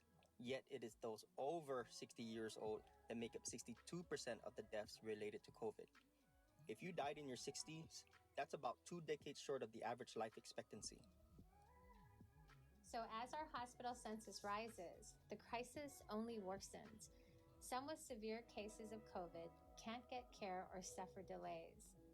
And some who could be saved die. Plus, some with other medical issues have same challenges, and some of them die too. So what exactly is happening on Guam most recently? We can look at Guam's admitted COVID patients, the non-COVID adult patients, and the combined census numbers of both groups. Typical capacity on Guam for adult patients is about 150 beds between GMH and GRMC. When the total census goes above this, it becomes increasingly difficult to provide the safest and most effective inpatient care, thus creating a surge crisis. Many on Guam are fighting for their lives, while our hospitals are resorting to extraordinary measures. Surge conditions equals potential for avoidable deaths. 95% of all the COVID-related deaths on Guam have occurred during the current waves. We are seeing record deaths in 2020, with September being the deadliest month. The official count from October is on track to surpass September. Even the non-COVID deaths have been above the average recorded over the past 5 years. To stop the spread now requires stronger efforts beyond what we've already done. Many in Guam have done a commendable job protecting themselves, their families, friends, and even strangers. But there are still some that don't, either because of COVID fatigue or momentary lapses in keeping their guard up. Then there are some who outright defy recommendations from the medical community. Our hospital surges may be made of only the severe cases, but it was generated mostly by people who didn't feel sick. That means the people who can do the most to avoid unnecessary deaths is the community on Guam. That means you. That means all of us. This war with COVID is not ending anytime soon, but when we all do our part, look what happens to our hospitals. We flatten the curve. Remember that phrase? It really can save lives. Inafa Maulik literally means to make good, but really it's about restoring harmony to our community. Right now, there's no more meaningful way to do so than to respect and protect each other. You have the individual power to help us. You are the key. Can we count on you? You're watching The Link with Chris and Sabrina on TV 11, but don't leave yet because we're coming up next on CBS This Morning.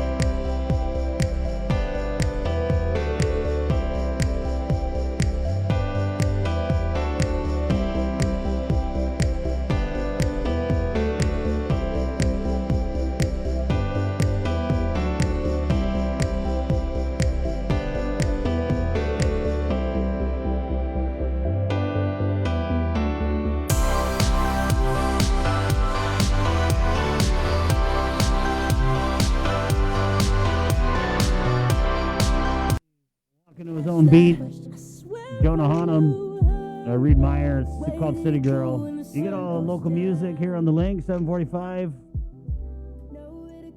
Brought to you by East West Rental, Cabo Enterprises, IT&E, and Carrier. Keeping you cool all day, every day. For all our aircon babies. Thank you, Carrier, for sponsorship of The Link. Turn to the experts. Call today, 647-2665. That's 647-COOL. All right, cool. Let's head into the Zoom room where we have Senator Sabina Perez, Democrat, sitting by here. Good morning, Senator. Good morning, Chris and Sabrina and KUAM. Thank you for having me on the show today. Always. Well, we wanted to bring you on because you're the labor oversight, and there was a big reveal, if you will, with one of the former GDOL employees who had been working full-time for the department, pled guilty. Bree? I'm sorry. Yeah. I was typing something. What was? Yeah, no, the guy GDOL employee pled guilty, right? Right. He's going to be pleading in the district court, but he did sign a plea agreement. And as Chris mentioned, you have oversight over the Department of Labor. And when David Della Sola was on yesterday, he said this was an investigation that GDOL forwarded over to the FBI. And here we are, with the complaint and the charges that were lodged. And so we brought you on as the labor oversight. What kind of conversation, if any, have you had with the director over this instance? Yeah, so basically I wanted to reach out to him to schedule an oversight hearing on this. And I know he has a lot on his plate, so we're working to at least get some answers in the meantime regarding, this incident. But I believe, just to put a comment out there that, the behavior and actions of this employee, is really unconscionable because of his attempts to defraud the government. And it is a breach of trust that was placed in him, by the director, by his coworkers, and by the community. And he definitely, all this confidential information of the responsibilities that he had. And I think it's, like you said, it's important that this action was initiated, identified by Department of Labor themselves through their fraud protection measures. And it's important to see that, enforcement action is forthcoming. I believe today is the hearing for sentencing. And if I could just, let the audience know what is he up against? What are the penalties for this, right? So he committed 2 crimes that he pled guilty to. And one of those crimes, he can get up to 10 years of imprisonment and up to $250,000 of fines, amongst other things. That's just for one of his crimes. That was for federal theft. The other crime is unauthorized use. So what he did is he used, I believe it was the personal information of another employee, and the computers he was unauthorized to use, and that would get him an additional up to 5 years of imprisonment and another $250,000 of fines, amongst other things. So I think that whichever penalties the court determines, it must send a message that these actions will not be tolerated and is not condoned.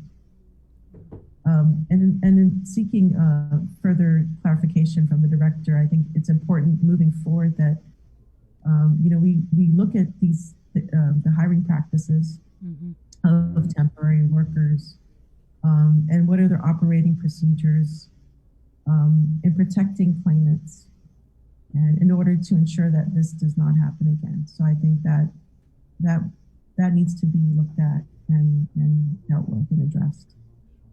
Yeah, these are those jobs that, man, I want to say, Bree, that there was a time during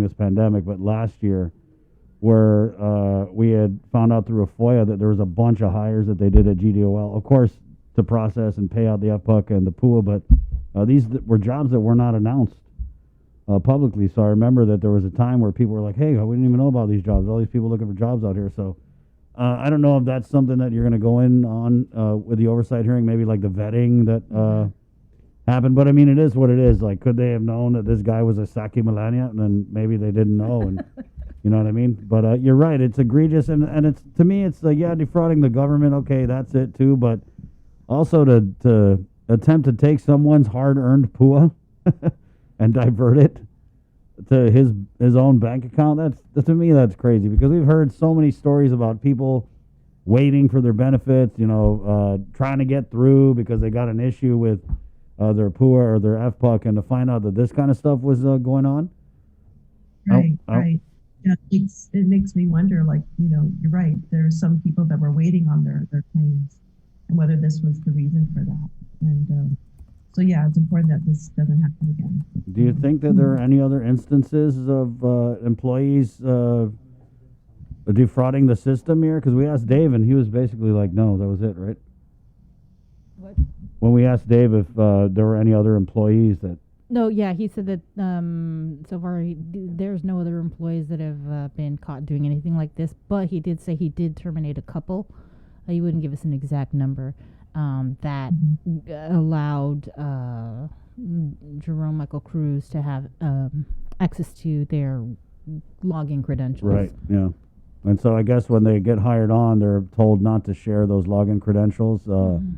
But, you know, I mean, I wonder if it was something as simple as like, oh, man, can you give me your password because I got to just check something. I mean, if it was that cost those people their jobs. And then, you know, I think too, also, you know, for people that are not so computer savvy, they might leave their information unprotected.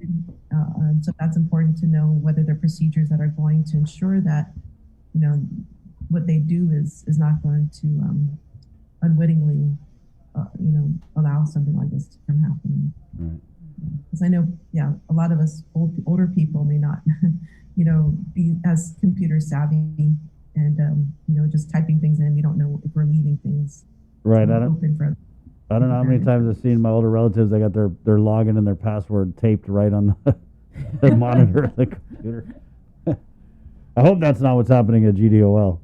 But what are there other issues that you plan on addressing during the Oversight Center? Because, I mean, this kind of sounds a little basic, but the number one complaint that we get about GDOL is people cannot get a hold of them.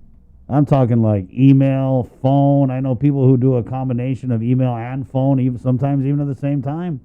But we always get these comments where we get Dave on, or people just, I mean, it seems so simple. Like, it's 2021. Why are we still dealing with the government agencies not answering the damn phone? I mean, it just seems like, you know, it's the future already. Why don't we answer the phone? But that's like the number one complaint. So are you planning on asking about that? Well, yeah, I think the answer is, yeah, that definitely was brought up, I think, in the past in hearing. And, you know, I think a lot of it, and I see this with DRT as well, right, is the capacity issue. There's just so much need and not enough resource to really handle all these, you know, customer needs. And so, yeah, I think moving forward is, you know, how are we to address that issue? And he's, you know, director's also mentioned that himself. And, you know, I'm sure this really damaged that ability to build capacities. Like, now who can you trust, right? You know, you can put everything in place, and, you know, you can't really tell, you know, certain people's character necessarily. You know, some people are really good at hiding that. So it's like, how are you going to build capacity in a way that's, you know, you're ensuring that who you're bringing on is trustworthy, right? Yeah, I don't know if there's any test for that specifically, because they can interview really well, right? We know people that interview really well, but when it comes time to do the job, it's, you know, it's a different story. So I think, yeah, it's a balancing act for sure. You know, the capacity, and that's something I think that needs to be addressed too, is that, you know, that's something the question that I brought up with him is, you know, how can we help to build that capacity? And I know budget is coming up, you know, what can we do with the funds coming in? I mean, I think that needs to be addressed, in making sure that we're putting people that we trust in place and building that capacity. And, you know, I think that's one of the biggest issues when it comes to customer service. Right. I mean, it started out good, Senator, where they were detailing people from various agencies over to 311, but now I think there's just one guy at 311 now. So people have migrated back towards the agencies. But you're right. I mean, it seems pretty simple to have a call center, and I think that's kind of like the idea behind 311. But what good is a call center if no one answers the calls, or there's just so many calls coming in that it's shooting to voicemail? And that's like, I mean, it's a reason, but to me, it sounds like an excuse that, I mean, we can't even get enough people to answer the phone. And so when you call in, if I'm a 311 or a GDOL or anything, and I'm on the phone helping Sabrina with her claim, your call coming in just goes to voicemail. And I mean, it's, like I said, it's 2021. I don't know why that's still, it's kind of crazy. But, you know, you talk about the $661 million that's coming in here. We've been getting a lot of comments about this RISE Act, and my memory is failing me now, Senator. But where were you on the RISE Act? Is this something that you supported and voted for? Yeah, I did vote in favor of it, and I guess it was because there's money available through federal funds. Yeah, people are in need of it. We should be able to provide that opportunity for them. Right. So, what is then, I guess, your reaction to hear that it's currently under legal review by the governor's legal team, as well as The governor's AG? with the attorney general's office on paying out the RISE Act? Yeah, I think that there was some issue about not being equally. It wasn't provided equally to everybody because we did limit the funds to. We wanted to make sure the funds are going to the people that needed it most when I voted for it, and so if you had, if you were a government worker, we wanted to make sure that it went to the most the neediest people. I think that was the reason for that. So yeah, I think that I think we need to balance the use of these funds to ensure that we are also creating the foundation for a sustainable economy. So we can't expect federal aid to be there forever. And so I think it's important that whatever money that comes in, this could be potentially the last fund, who knows, right? And we need to make sure that it makes the most impact. And the way I see that is that we are investing in the starting of industries that can help build resiliency in our community. So I think, that there has to be a balance between direct aid as well as investment back into the community that's going to continually give back. So, I need to look at all the information on that. But do you think that you should still pay the RISE Act, pay it out? Whether it's the use of any of the $661 million or the $30 million in transfer authority that was provided to her in the public law? I think there could be some use of it, right? I mean, I believe the one Senator Moreland introduced, I think he increases it even more.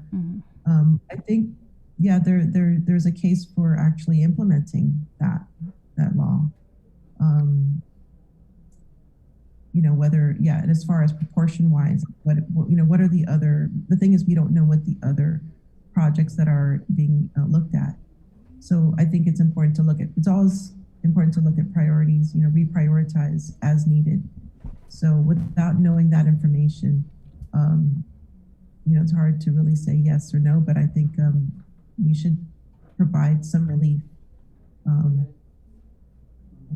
Yeah, I think it's interesting that former Senator Regine Bisco-Lee, I mean, this was her baby, right? And, it's passed. It's not even an idea anymore. It's an actual law. And so I think what we have here is a dangerous precedent. I think the governor set this precedent when Speaker Theresa Lahi's bill to give GMH $10 million was signed. It's a law, and they chose to ignore that. And now they're choosing to ignore another law. And, I can't remember the last time the AG came out with a legal opinion that differed from what the governor wanted because it never happened.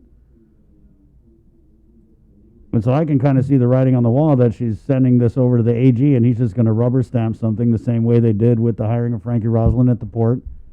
And they're going to hold that and hold it up and not pay out this aid, which I think people need it. So I don't know why Senator Regine Bisco-Lee is not out here saying, hey, pay the damn RISE Act.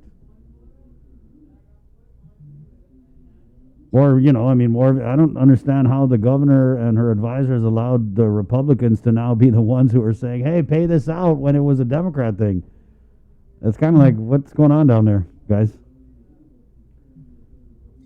Yeah, and I think we definitely need transparency in how this money is going to be spent. I know she had mentioned that she wanted to dedicate $300 million to the building of a new hospital. Right. So, and although it may cost more than that for sure, it's like up to over $700 million. So, yeah, it's, we have to look at the priorities, and, balance them out. I think it's a balancing act for sure. You know, and I think it's important to make sure that, you know, we don't use up this money on a one-time thing and have it kind of develop this circular, sustainable economy. I mean, it's going to be tough ahead with the governor having this blank check for $661 million, and then you guys managing, you know, whatever revenues happen to be left over for the budget. But I wanted to ask, because I brought this up with Superintendent John Fernandez, I mean, if you guys really wanted to kind of hold the governor accountable and be transparent with this $661 million, when she like gives you the list of what she's going to spend it on, do you think that the senators would entertain the idea of looking at that list and seeing how much money she's committing to different agencies and then going to those agencies and de-appropriating funds from the general fund to kind of force the governor's hand? Because, I mean, there's agencies that are getting shortchanged, and I'm just not sure how prudent or expedient it's going to be to sit there and wait for the governor to approve these agencies a wish list. And that's what it's coming down to. You got the mayors, I mean, with their hat in their hand, going to Antelope saying, please, Mrs. Governor, can we get some of this $661 million? And I just don't know if that's a process that like or people should be comfortable with. Like, do we need to go kiss the ring? When clearly the legislature has a role in determining how money should be spent. Yeah, and that, you're right. You're absolutely right about, you know, the budget. You know, we're not working in a coordinated fashion. And, you know, if we know that certain agencies are getting the funds, yeah, that would definitely inform us on where to appropriate the money appropriately. So, yeah, I think, you know, this is something that, this is one of the shortfalls, is that we haven't, you know, developed a comprehensive plan for recovery, at least, you know, for those that are in some of the senators are not privy to this. You know, whatever the governor has decided. And, you know, I think it's unfortunate that we're not doing this, because, you know, I think the more people that sit at the table, I think the better the result can be. Right. And that's what I believe in, is that collective effort is what's going to get us through. And, you know, by competing and, you know, working in silos is not going to help us at this time. It doesn't ensure resiliency of our community. Yeah. Yeah. So I'm one that believes in that sort of thing. I think it's consistent, though. I think with this, was it Bill 11 that the governor vetoed? I think it sends a message that she wants to call the shots, whether it's with extending or ending public health emergencies, or whether or not it's determining how to spend the $661 million. I just have to laugh because when we had her on, like last week or the week before, I was asked her, I said, how involved do you think these senators should be? And her answer, it kind of like implied that she thinks you guys' involvement should be like an afterthought or like an aside, which, I mean, it's troubling to me because you're right. The more, the merrier. Last time I checked, this is an elective democracy. Stand by, guys. 8:05, we're KUAM FM, Agotni, Guam.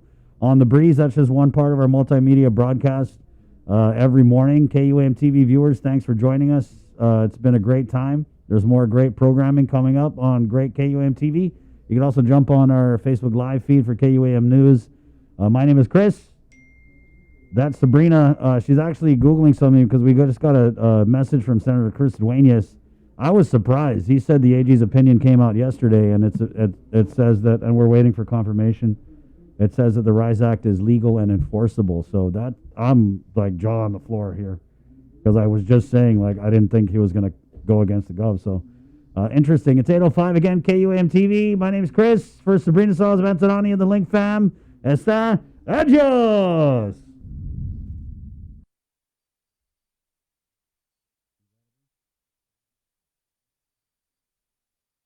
We're back. Okay, so we actually do have this legal opinion from the AG. Yeah, and I just got it, so yeah. Like just. Yeah. So it says Hafaday, Governor, this is by Levin Camacho. We are aware that there has been some concern where certain criteria of eligibility for economic relief provided for under Public Law 35-136, the RISE Act, is permissible. Specifically, individuals are not eligible for relief under the RISE Act if they retired from or were employed by the government of Guam or the federal government at any time during tax year 2020, the general rule is that social and economic legislation is presumed to be valid even where classes of people are treated differently. Those attacking the rationality of the legislative classification have the burden to negate every conceivable basis which might support it. In the ordinary case, a law will be sustained if it can be said to advance a legitimate government interest, even if the law seems unwise or works to the disadvantage of a particular group, or if the rationale seems tenuous. Our office has a responsibility to defend constitutional challenges to local laws unless we believe the law is unconstitutional. Based on the deferential standard of review, it is unlikely that a legal challenge brought on the grounds that the RISE Act excludes government of Guam employees and federal employees would be successful. The purpose of the RISE Act is to provide financial relief of those impacted by the public health emergency. Whether one agrees with the classification drawn, it is not arbitrary to find that members of the private sector have been more adversely impacted during the COVID-19 pandemic than government of Guam federal employees and retirees. That's from the Attorney General in a letter to the governor. Wow. I'm surprised, but then again, this RISE Act, this is political points. Whoever really goes in and champions this and gets it. I mean, it's a freaking law. I mean, why do you have to champion a law that says you got to pay people aid? That's insane. But I think the AG is going to get some points for this. I mean, remember, he's up for re-election next year. Huh? So AG come out with an opinion that can pad your pocket a little bit, and, more power to him. But like I said, I'm just surprised because it has seemed like when the AG says jump, or when the governor says, hey, give me a legal opinion, it's usually, and they get it from the AG's office, it's usually right in line with what the governor wants. So I guess it was a pretty simple and plain read of the law. What do you think of that, Senator, the AG's opinion? Well, I think, it definitely, it should be enacted. So that just clears the way of it being, there's no question that, it should be implemented. So basically, all right, time to cut the checks. Yeah. But I think we got to get the money, right?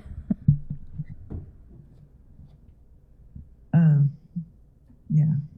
That's all I have to say with that one. I think, it's ready to be implemented. But I also wanted to add that, in regards to Department of Labor and that employee, I do have a bill that I'm, almost ready to introduce regarding ethics. And I think it's a long time coming that, the government employees be required to have ethics training. And I feel that this is a proactive measure. We're hearing a lot of issues coming up, and I think it's important that we, create a civil service workforce that is going to uphold the public trust, and if we can invest in them through ethics training, just like we do with the elected officials and appointees, I think it would be good. In looking at procurement training too. We see that there has been a decrease in protests, and there has been benefits in investment in training our workforce. So I see that ethics training for all Guam employees is essential to ensure that the public trust is maintained. Right. Yeah, I just did a FOIA on who's taken the ethics training and who hasn't. So. What you said about the procurement protests being down, does that have anything to do with the fact that we spent the last year under this superpowers emergency procurement where, just like the whole bid process was just thrown out the window? And so maybe that's why... Actually, that is based on the OPA audits that were done prior to the pandemic. Okay.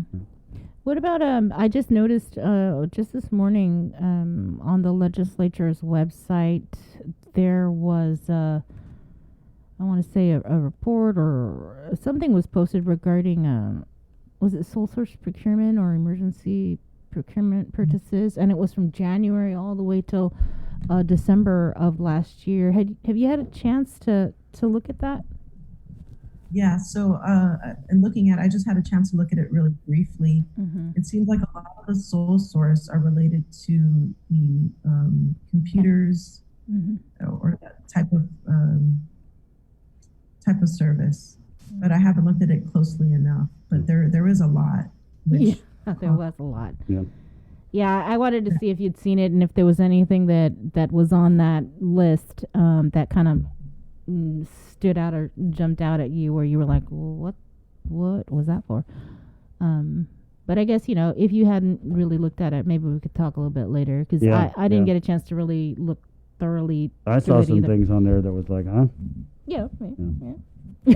But I'm looking at it right now, and Sole Source, I think there are some questionable ones, because Sole Source it should be only for those services that you can't find another vendor to do it, and there are some there that are questionable. Yeah.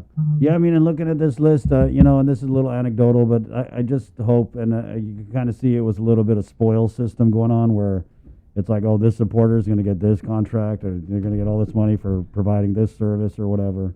And I just hope it's not the same way with the $661 million, where we're just going to see it go to, the administration's friends and families.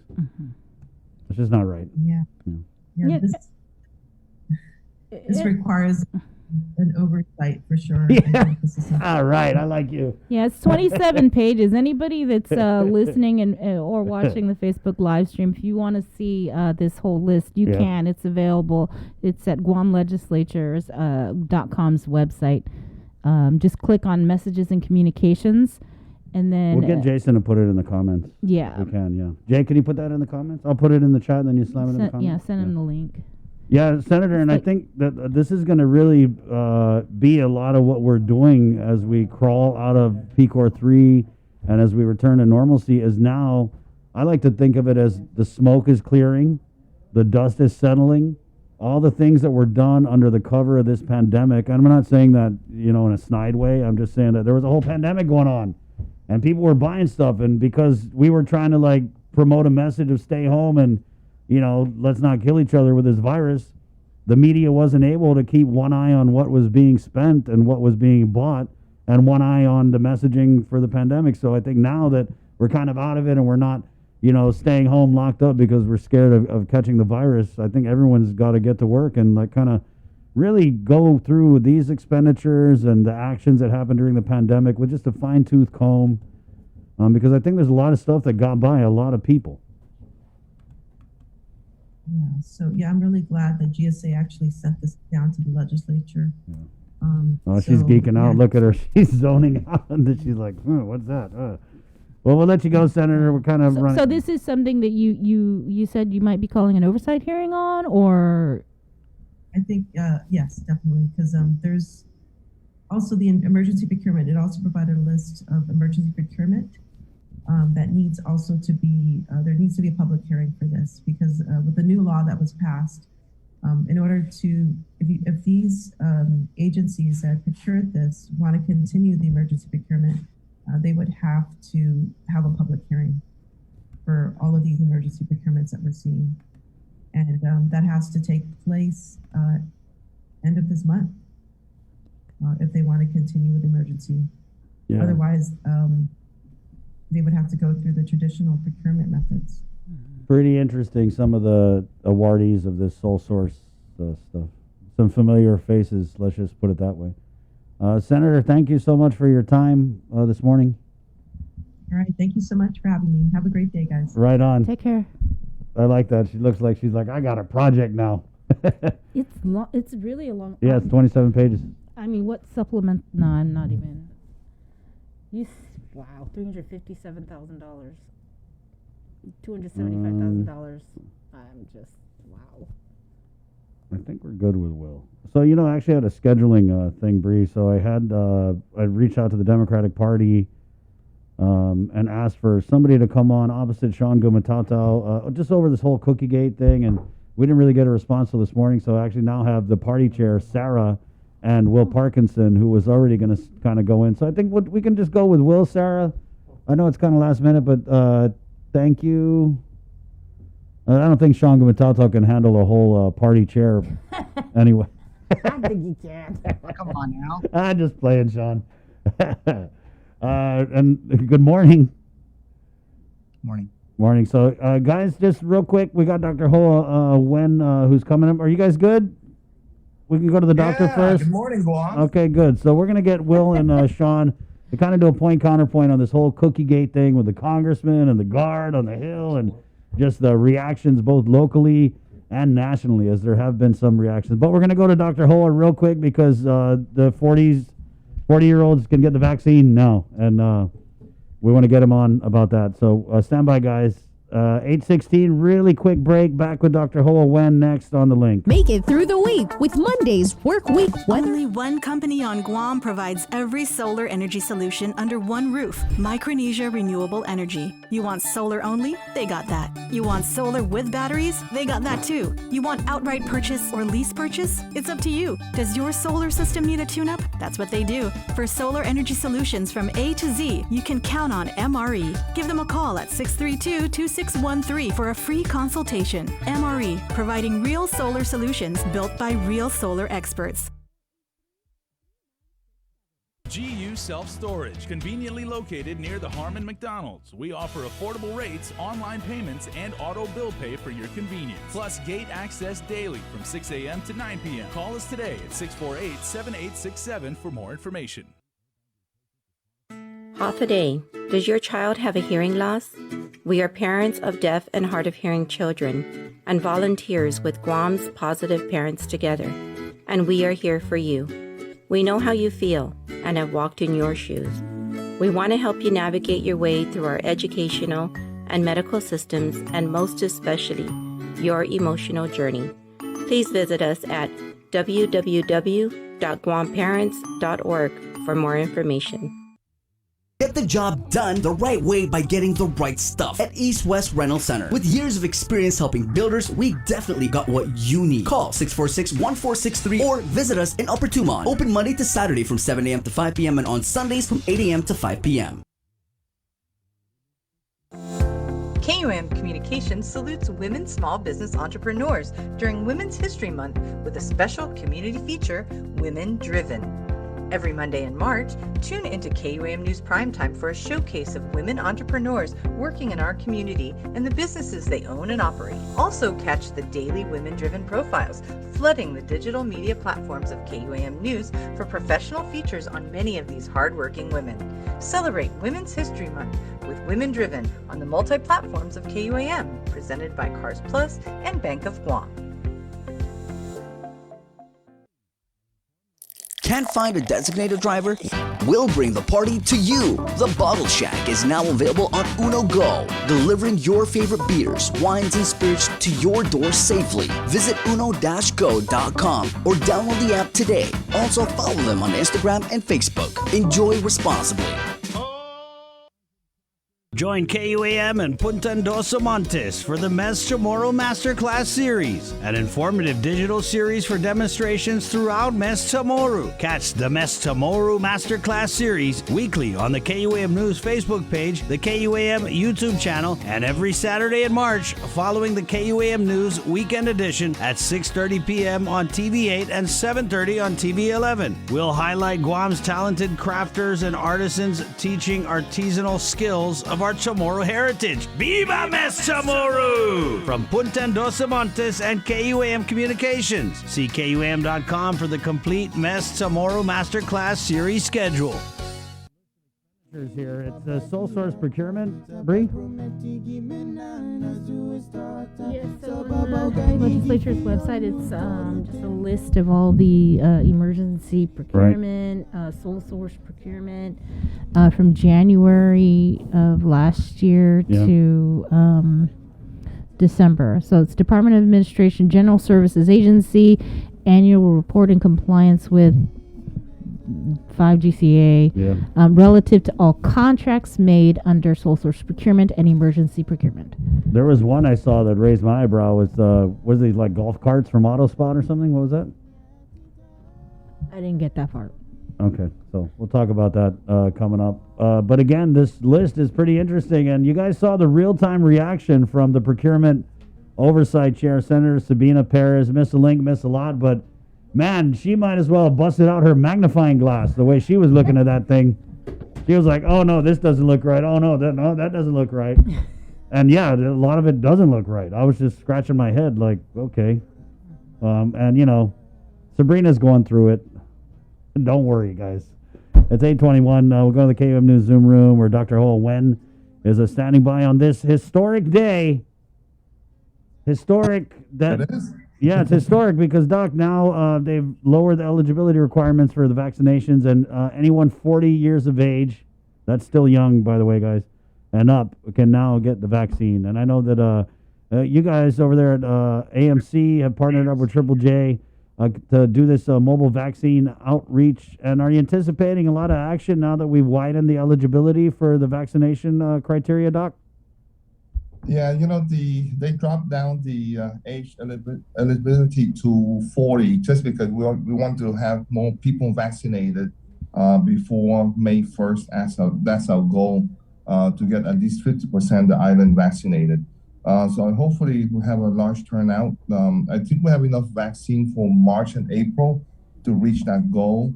The mobile outreach program is something different, though. We basically use the van to go to either to some homebound vaccination, or we go out to reach to the indigent population or the high-risk population, just like the FSM community.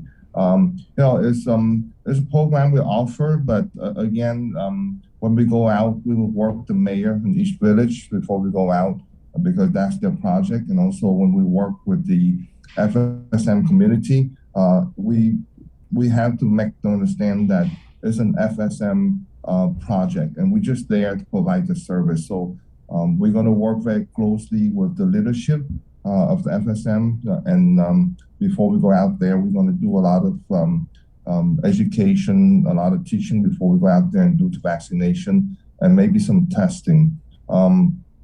As you know, the FSM community a large part of our community that they workforce in different industry. But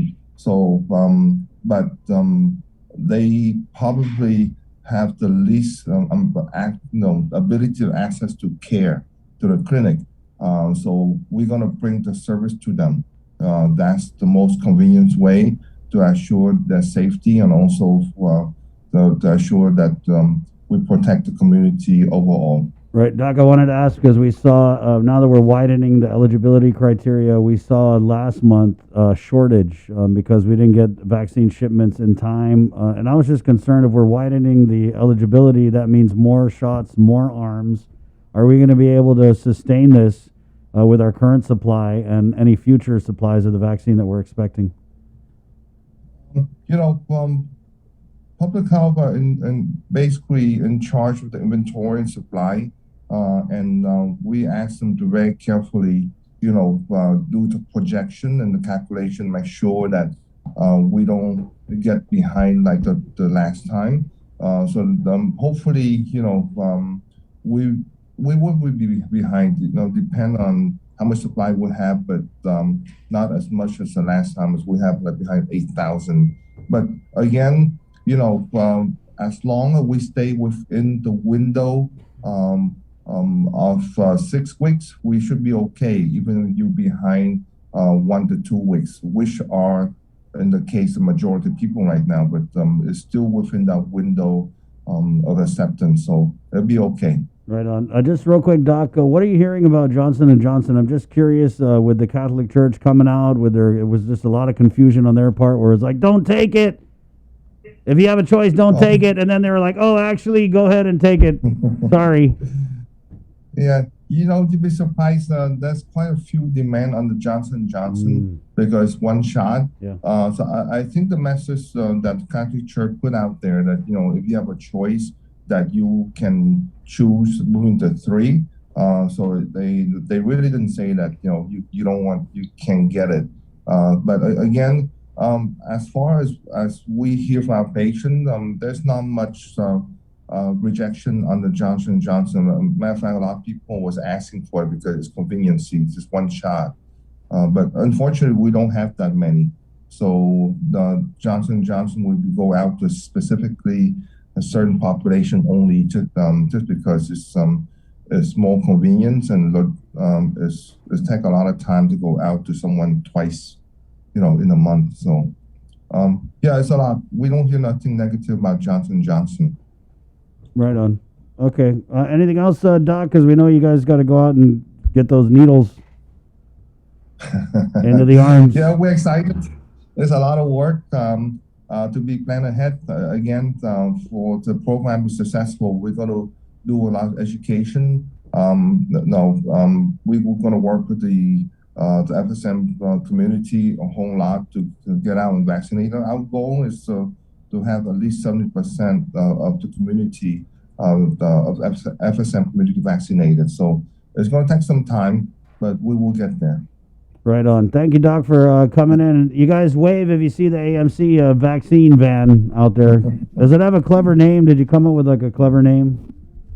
AMC It's Mobile. a beautiful van. It's designed by the Triple J. So we're so happy that Mr. Joan and the Triple J team allow us to do that and be a partner. How many vaccines can you store in there to distribute? Is this just Moderna? Oh, no, Moderna and yeah, Johnson we can Johnson? store Moderna and Pfizer and Johnson Johnson and some. We have two standard small refrigerator in the van, so we can store the specimen that we do testing, and we can store the vaccine in one of them. So we kind of strip out the van and put a lot of change inside, modification. So when we roll out, we have a canopy that we attach to the van. We're going to roll it out and put some shade, and hopefully, we can provide the much needed testing and vaccination to the community. Thank you, Doc. You're welcome, guys. Let's be safe. Okay, Yes. get your shot. Yeah. And Did and you we see? get there. Did There's you a see light we at had? the end of the tunnel. Did you see we had Dr. Maglotnia on this morning? No. I'll send you the link. I know you slept in today. You slept in this morning, right? Yes. Okay, Doc. Okay, guys. Be Take safe, it easy. Okay? Thank you so much. That's that. Dude, I like Dr. Hoa. Good guy. Good guy. Dr. Hoa went there as they're rolling out. Roll out! Roll out! Right. What is that other song? Riding Dirty? Yeah. He catch me riding dirty. No, not riding dirty, right? Riding Riding dirty? vaccinated. Yeah, riding vaccinated, not riding dirty. Yep. They got two refrigerators there. I don't know which one they put the lunch in, but yeah. It's 8:29. Guys, we're going to take a real quick break. In the KUAM News Zoom room, I'm sorry, we're way backed up, but we're going to knock each and every one of our guests out. Not like that. I mean, knock out their time on the show. Coming up, here's who we got. We're going to get Senator Moylan in because this whole RISAC legal opinion thing that we're talking about, and he was one of the guys who was really pushing for this thing to be paid. Also, we got Sean Gumatata, Will Parkinson, Cookie Gate, and then the Youth Congress Speaker, Youth Congress Vice Speaker also coming in. So we're going to get to all you guys in the KUAM News Zoom room. We do have some virtual Mess Tomorrow snacks in there, Jay. We just ask that you refrain from the risquetti until we get the drinks. All right, it's 8:30. Quick break. Back with more of the link next. Good morning. Banners, posters, Uno Go, delivering meals from your favorite restaurants and more, including delivering sodas and adult beverages from the Bottle Shack. Visit uno-go.com or download the app today. Also follow them on Instagram and Facebook. Swim on in for Ruby Tuesday Seafood Sensations and enjoy your favorites from the sea in perfect time for Lent. Get hooked on lobster mac and cheese, the salmon loco moco, or the deep sea pasta. There's a bounty waiting for you on the RT Seafood Sensations menu at Ruby Tuesday Guam. Join KUAM and Punta Endosa Montes for the Mes Chamorro Masterclass Series, an informative digital series for demonstrations throughout Mes Chamorro. Catch the Mes Chamorro Masterclass Series weekly on the KUAM News Facebook page, the KUAM YouTube channel, and every Saturday in March following the KUAM News Weekend Edition at 6:30 p.m. on TV8 and 7:30 on TV11. We'll highlight Guam's talented crafters and artisans teaching artisanal skills of our Chamorro heritage. Viva Mes Chamorro! From Punta Endosa Montes and KUAM Communications. See KUAM.com for the complete Mes Chamorro Masterclass series schedule.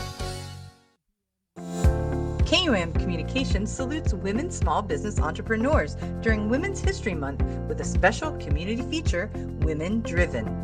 Every Monday in March, tune into KUAM News Primetime for a showcase of women entrepreneurs working in our community and the businesses they own and operate. Also catch the daily women-driven profiles, flooding the digital media platforms of KUAM News for professional features on many of these hardworking women. Celebrate Women's History Month with Women Driven on the multi-platforms of KUAM, presented by Cars Plus and Bank of Guam. Get the job done the right way by getting the right stuff at East West Rental Center. With years of experience helping builders, we definitely got what you need. Call 646-1463 or visit us in Upper Tumon. Open Monday to Saturday from 7 a.m. to 5 p.m. and on Sundays from 8 a.m. to 5 p.m. Half a day. Does your child have a hearing loss? We are parents of deaf and hard of hearing children and volunteers with Guam's Positive Parents Together, and we are here for you. We know how you feel and have walked in your shoes. We want to help you navigate your way through our educational and medical systems, and most especially, your emotional journey. Please visit us at www.guamparents.org for more information. GU Self-Storage, conveniently located near the Harmon McDonald's. We offer affordable rates, online payments, and auto bill pay for your convenience. Plus gate access daily from 6 a.m. to 9 p.m. Call us today at 648-7867 for more information. Catch a wave of fish and seafood available throughout the Lenten season at King's Restaurants. The Lent menu has a tsunami of all your favorites like deep fried parrotfish, fried calamari, and the Lent sampler. All are sure to be a splash hit. It's the Lent menu at King's.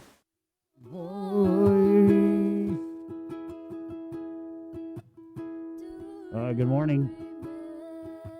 Whole lot of things going on this morning.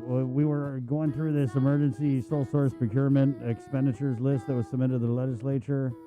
We had Senator Sabina Perez on about the RISE Act. We also got the Attorney General's opinion that contradicts the governor's sentiment that the RISE Act is somehow discriminatory. AG said, nope, looks totally legal and enforceable. Pay it out. Well, he didn't say pay it out, but he said it's legal and enforceable. And one of the guys who was kind of like really raising this conversation, the RISE Act, interesting to me that it was an act that was, became law. And this was there was some bipartisan support for it, but it was largely a Democrat move. And we had the governor on this show, and she basically said, no, you guys are getting $1,400 from Biden. You don't need a RISE Act. I mean, I'm even serious. That's basically what she said, which is confusing to me because, the RISE Act's a law. And Senator Moylan now joins us. Senator, were you kind of surprised by the AG's opinion? I think a lot of people were. I was talking to some friends in between, and they said they were kind of shocked about this opinion. Yeah, no. Yeah, good morning, Chris. Morning. But no, well, my surprise was that the answer came back so quickly. Which I'm glad for. But the surprise, no, because I think that was an obvious answer also. That, through the experience in legislature, we know that the laws are different, right? It affects some people, it doesn't affect others. But as long as it's for the good of the whole, then it's all right. And the RISE Act was to help those in that situation, 30,000 that we know of, to have additional subsistence. These are the people that are usually the ones in the long lines waiting for food. That's what the intent was for this bill that became law, which was unanimously passed, and then put to side, if not for bringing it back to the attention of the governor with the new $661 million coming in, that she has a direct authority, which he made it very clear, that this. It's up to her. It's her prerogative. So, we're at this point, we're basically demanding that she ensure that it gets done. And the other day, we sent another unanswered letter to the governor offering, if you are still uncomfortable, governor, you have three choices of being a governor. Amend the RISE Act to something new formula. We can create that formula too, showing that it's within this bracket of people with reduced hours or lost income. It's not that hard. And then introduce it yourself, or have a senator, make it a Democrat senator if you wanted to, or even do it in executive order, like the Pari Salapit program. You did that with $600.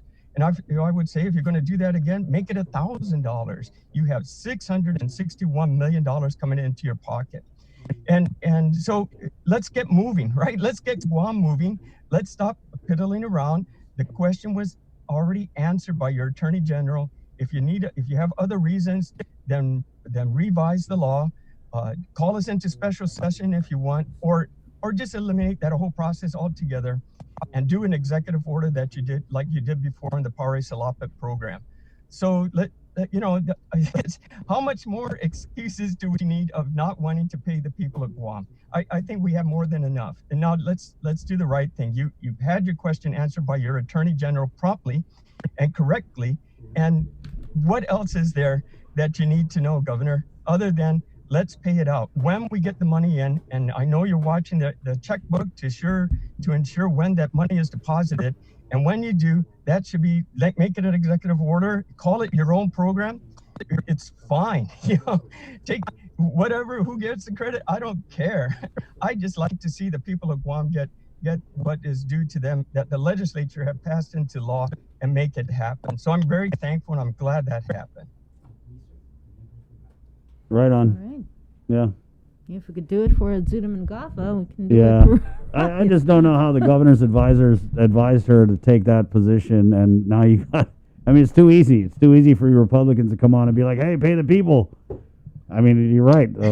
Pay the people. Exactly. Yeah, exactly. It was a one-page answer from the Attorney General. Yeah. It was. He tried to explain it, I think, as gracefully as possible, but something we already know. That Attorney General's opinion. He said, if it's for the good of the island, it's for the good of the island.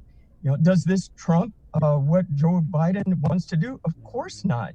You have complete authority of $661 million. You did it before with the Pari Salapit, so do it again. Yeah. For the RISE Act. Yeah. My goodness. I mean, yeah, it's just kind of looking like the governor doesn't want her people us to have money out here or something. I mean, it's just ridiculous, really. It's a law. Yeah.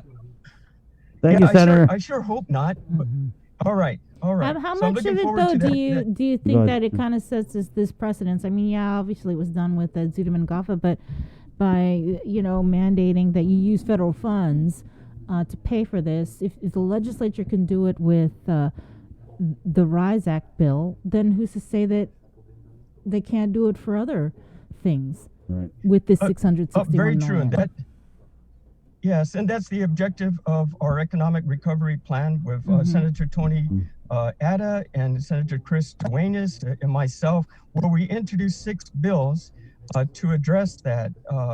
The credit card program, which the governor has talked about before but never implemented, that's a bill there too, utilizing federal funds prioritized, and then general funds once federal funds are no longer available to do so, if general funds are available. So yes, following the same wording as the RISE Act, you can do many more. We did employees, right? There's another bill there. I think we did 6 bills to address that. And today at 11 o'clock, we're having a virtual forum informational briefing specifically describing these 6 bills that can use the federal fund money to help put it back into the people's hands by credit card, by displaced workers, allowing 1 year's salary for displaced workers to go back into companies paid for by the federal government. That would really help small businesses. And energy payments, rent payments as well. Another 2 bills there too.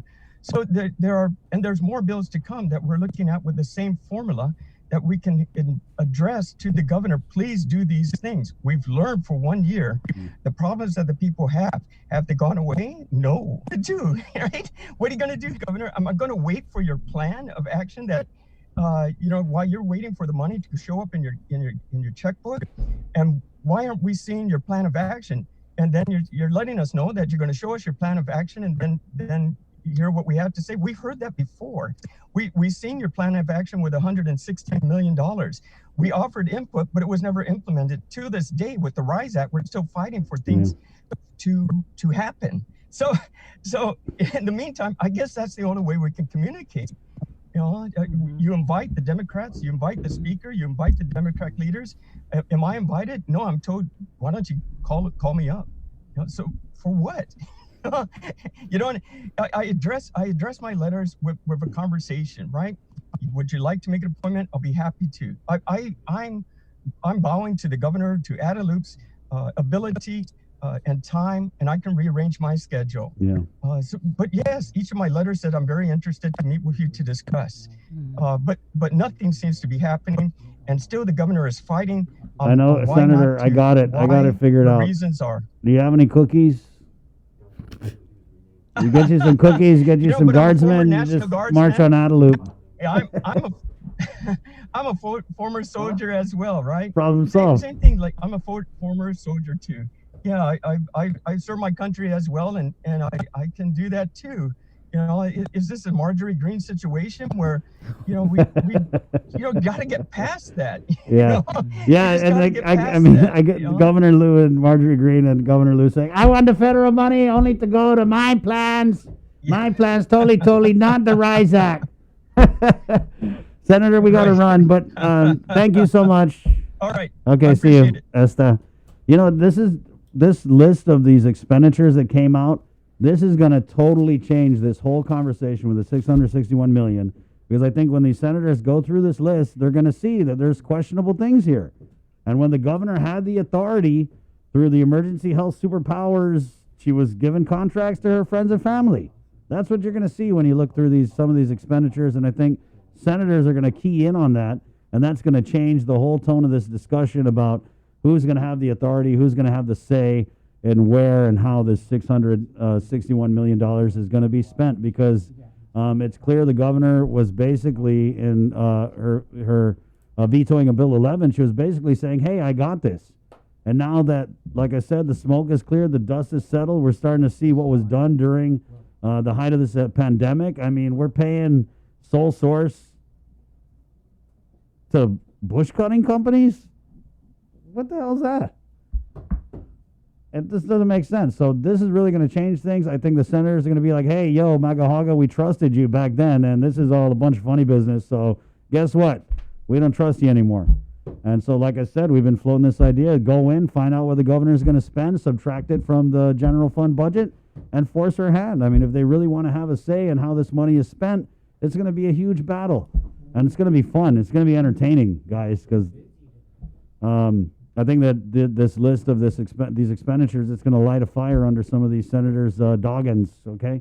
844, we're going to... One page is upside down, so I can't really... Yeah, Sabrina's been going through this thing, and I kind of went through it a little, and there's just some things that just really... To me, it's like, okay, we know who owns that company, and it's just like, all right, really? Come on, guys.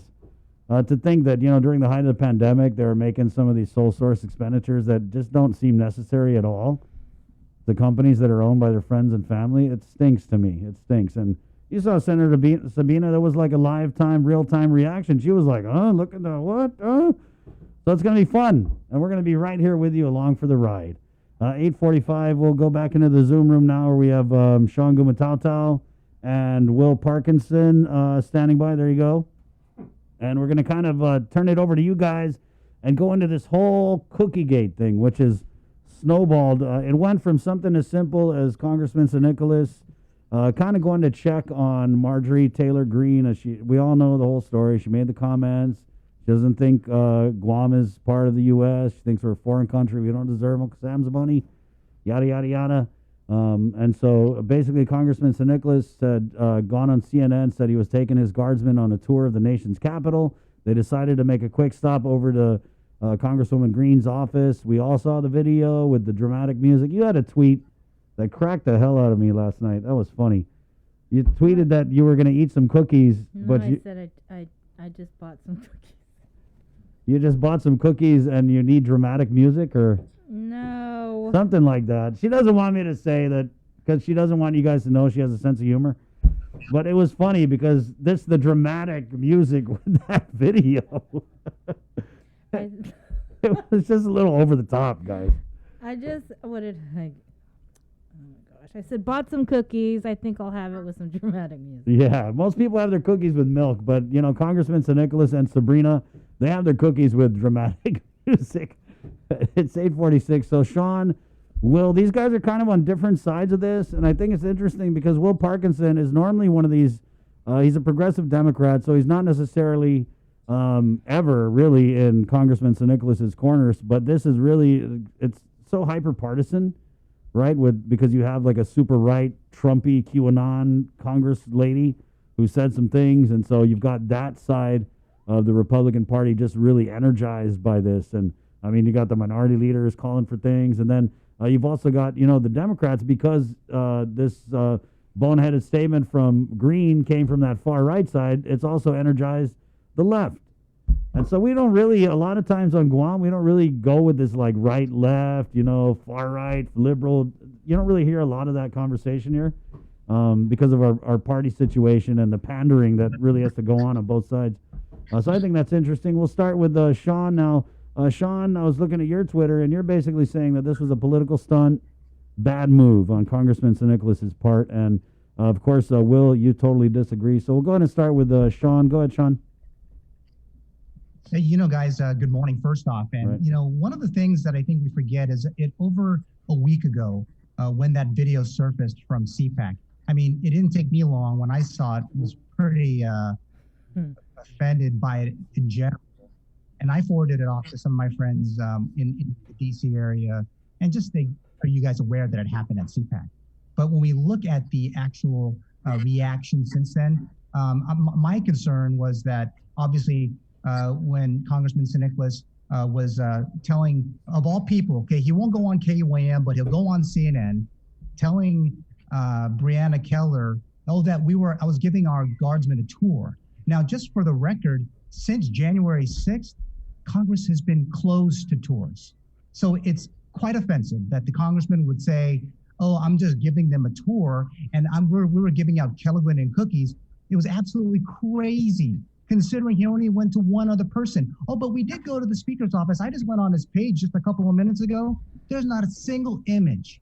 Now, there's no video with dramatic music of any other of the 435 members of Congress that he said, I've been doing this for 3 years.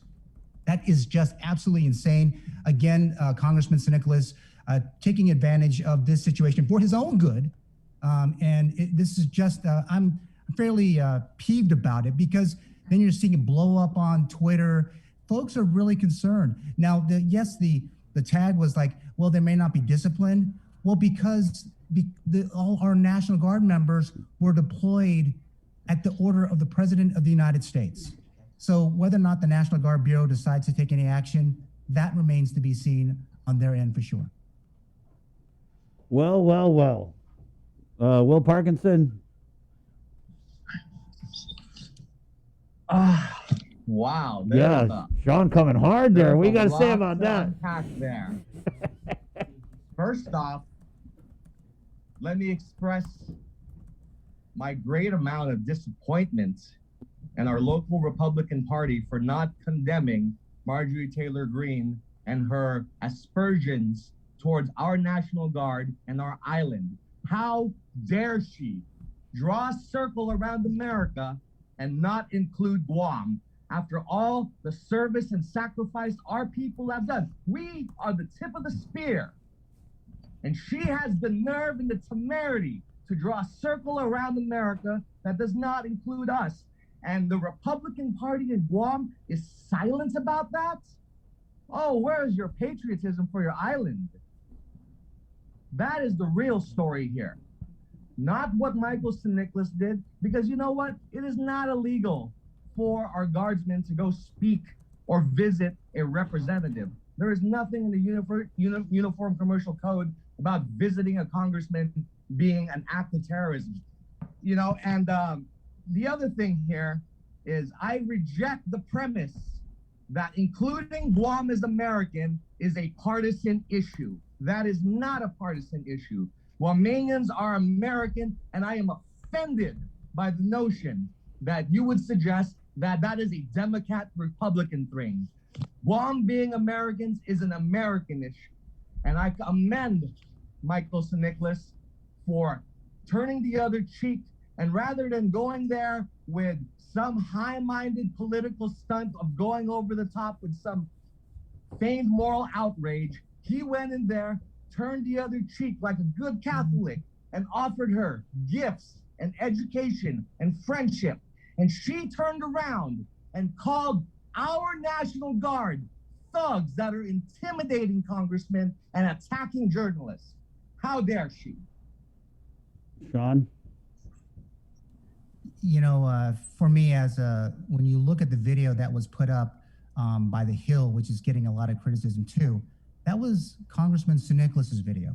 He had made sure that his guys were in the right place and recording, and they did it, edited it. You know, it's par for the course for the congressman. He's been known to be, at least in terms of over the top relative to his own videos. And it seems that when we think about work, I'm pretty sure a phone call and a bunch of other engagements with the congressman would have been, congresswoman would have been better. And again, it goes back to the idea that our National Guard members were there, again, with a mission that was set out by the commander-in-chief, and they were there to do their job. And yes, they're okay to be doing what they're doing on the Hill, but when it's closed for tours, I mean, there's just not enough Kelligwin and cookies that could possibly get to the rest of the members of Congress. And I just think it's just a lousy execution of the office of the Guam congressman to do this. It's just poor taste. Do you agree with the assertions Marjorie Taylor Greene made in her press release? Yeah, I saw the video too, and I was just as offended. I think I started this discussion with that, and that I had already reached out to all of the Republicans to say, hey, what's all this about? Again, CPAC, where it all happened, they have to deal with that, and I think they're going to have a big task ahead of them to get rid of this particular video and this whole this whole thing that's around her. But again, going back to the issue at hand, it was the delegate taking, and he kept referring to him as our or my National Guard members. Okay, again, when they were there at the direction of the President of the United States, they are American soldiers doing that. They were in their uniform. Now, yes, that the adjutant general, who I've known for 20 years, probably, she did say, I'm not sure if I'll take any disciplinary action. But when there's an ask of the Secretary of Defense and to the National Guard Bureau to look into it, we got to allow that to happen too. Just as we've been allowing investigations into the congressman to go forward, the party has already done their part to the representative from Georgia, and I've been reading a lot of different things online. What if it was a Republican who did that? I think it'd be way different too. So in terms of and it had nothing to do with us, but it has everything to do with the fact that it was just poor taste, poor execution of what he thought would be a good PR thing for himself. Will, before because I see you got something to say there, but I wanted to ask, because I feel like this has really been bundled into, it's just been rolled into one issue, and I feel like people who are critical of the use of the Guard or any of the other aspects are being lumped into this like anti-Guam group. And I think that if we just kind of separate the issues, because you're right. I mean, I like the way you opened it, Sean. And you said, yeah, Marjorie Greene, she's a total idiot. I mean, she is. She's probably a flat earther. You know what I mean? So she's an idiot. What she said was totally stupid. Fine. But I feel like people can still be critical of whatever else happened after that, and that's where we are. So I love this exchange of ideas. But Will, it looked like you had something to say to Sean's comments.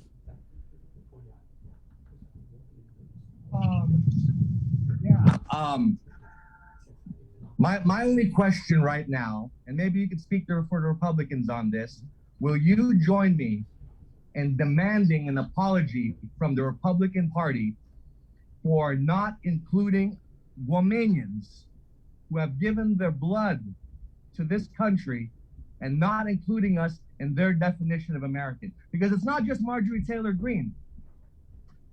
The minority leader, Kevin McCarthy, went out in support of Marjorie Taylor Greene after she said these things about our Guard. They are actively insulting our island and casting aspersions to our character. will you demand an apology from them?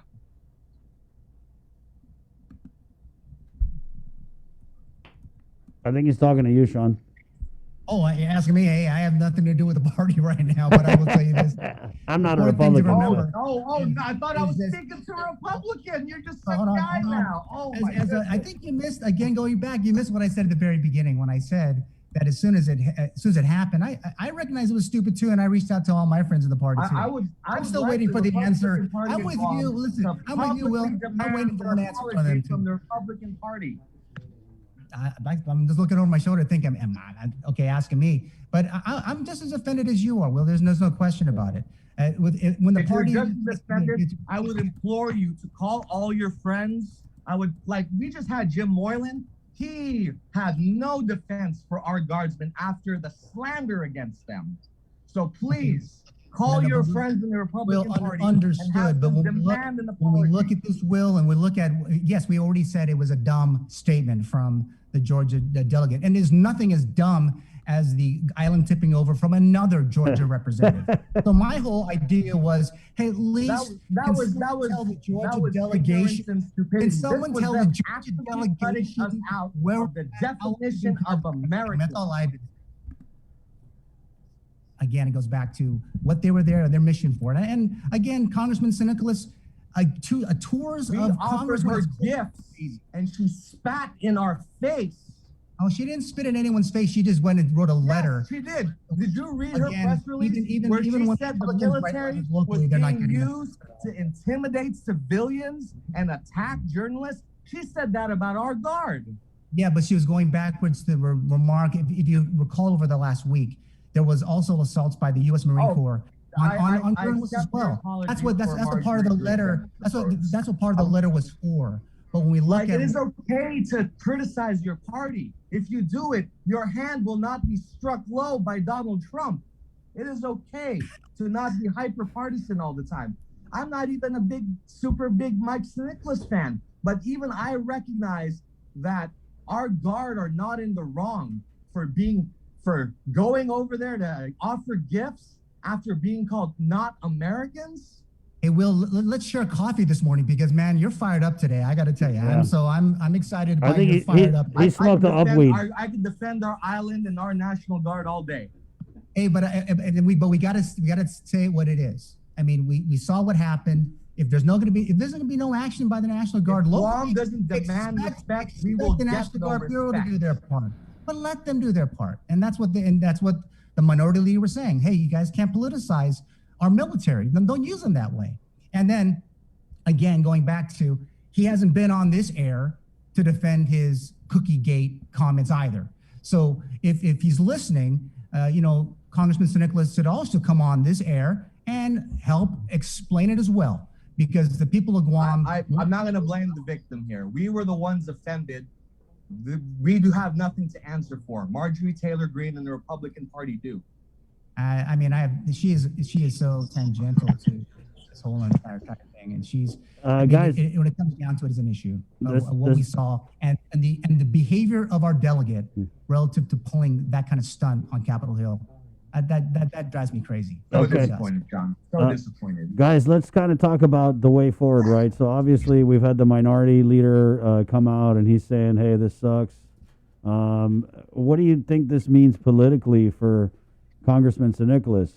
Because I feel like this whole ethics thing, at least on the Hill, it kind of seemed like it's under the radar. But do you think that anything is going to come from all of this partisan debate about whether or not it was political stunt, or whether or not they marched on Green's office, or whether or not it was all just on the up and The up? only opinion that matters is the official ruling from the military. If the military says it's fair game, then we must abide by their judgments. Maybe the Financial Services Committee isn't busy enough to where the congressman can just walk around and deliver cookies and win.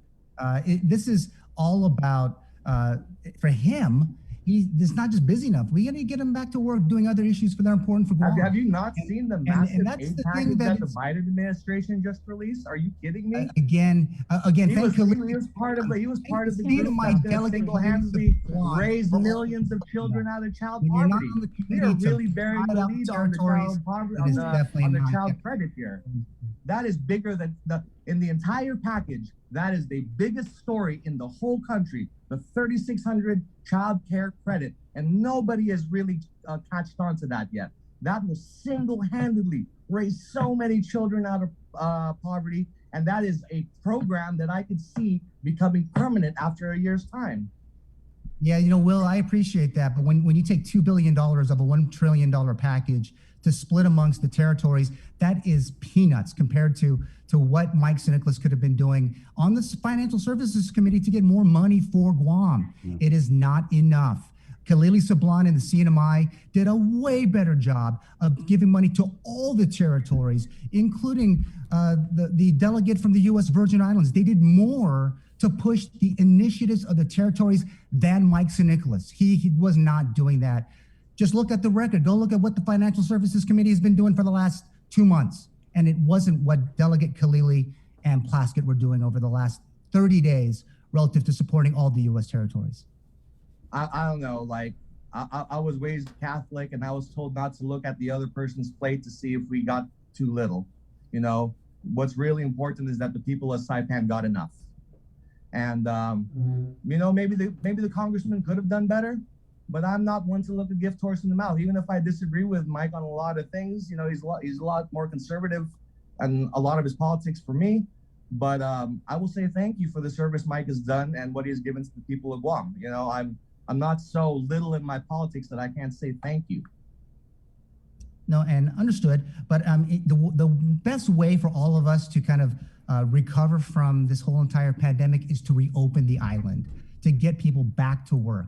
The federal stimulus is going to only last for only so long. We got to get our two major industries back online, and our community has to demand of our leaders to, again, be realistic and reassuring with all the things that are happening. And right now, Capitol Hill and a bunch of cookies is not realistic and reassuring. It's what's happening locally to get done to ensure that all of us, as you say, I care about the poor in Guam. Everyone else really is a fourth. Here.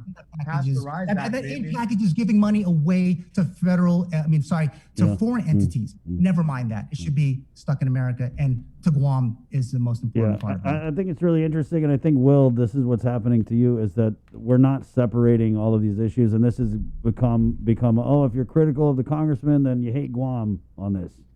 But I think that he was sticking up for Guam in the way that he thought was prudent and proper or whatever. I mean, was it over the top? Yeah, but he is over the top. If you look at his Facebook, it's the just commercial was kind of tacky. It's so extra, right? His heart was in the right but place. Yeah, I agree. His heart was in the right place. This would be a non-story if Marjorie Taylor Greene just came up and said, "Oh, you know what? I'm sorry, I didn't know Guam was part of the U.S.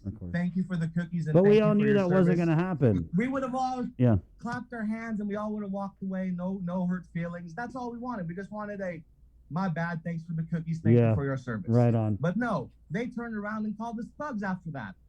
Yeah, but that doesn't change the fact that our congressman is absent half the time, that he's got the second worst voting record. That's what I'm saying, is that all these issues, they need to be unpacked and maybe addressed separately, because it's kind of, and it is brilliant on the part of the congressman, because he's galvanized this pro-Guam. I don't care about the petty jabs that Sean wants to take at the congressman. What I care about is the insult done to our island and a lack of apology from the National Party after excluding us from their definition of American.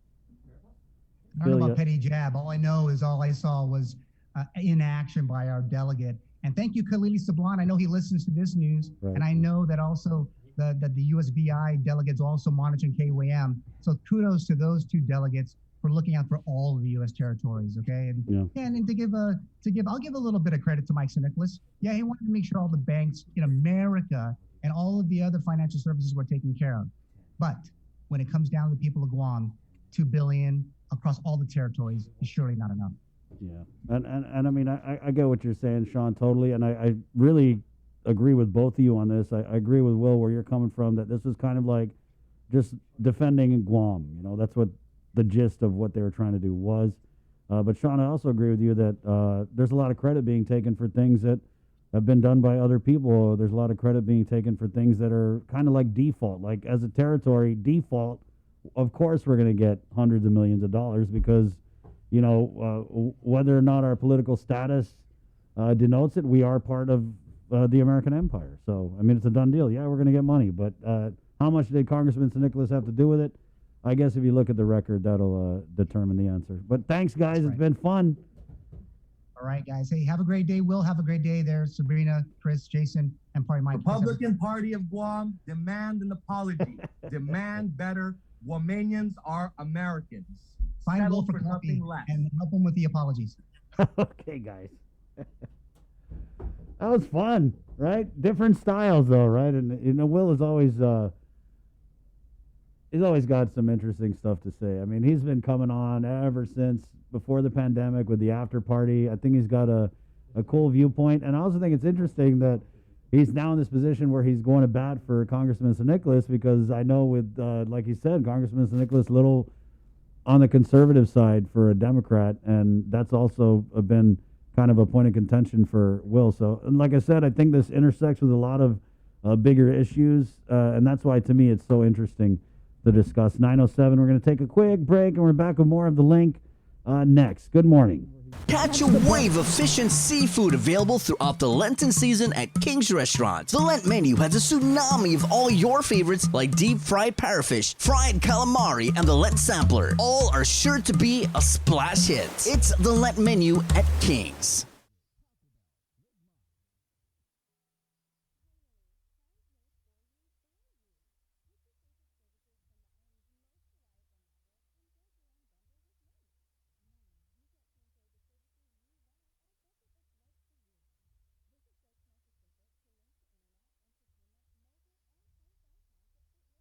GU Self-Storage, conveniently located near the Harmon McDonald's. We offer affordable rates, online payments, and auto bill pay for your convenience. Plus gate access daily from 6 a.m. to 9 p.m. Call us today at 648-7867 for more information. The relationship between Guam and Manila, Philippines is undeniable as we share similar cultural traditions, history, and heritage, with generations of Filipinos calling Guam home. KUAM presents a monthly look at the capital city featuring in-depth and engaging interviews on everything from medical tourism to new business and government leaders. Veteran newscaster Nestor Lecanto delivers Beyond Our Borders. This special program is brought to you by the Bank of Guam and KFC. Uno Go, delivering meals from your favorite restaurants and more, including delivering sodas and adult beverages from the Bottle Shack. Visit uno-go.com or download the app today. Also follow them on Instagram and Facebook.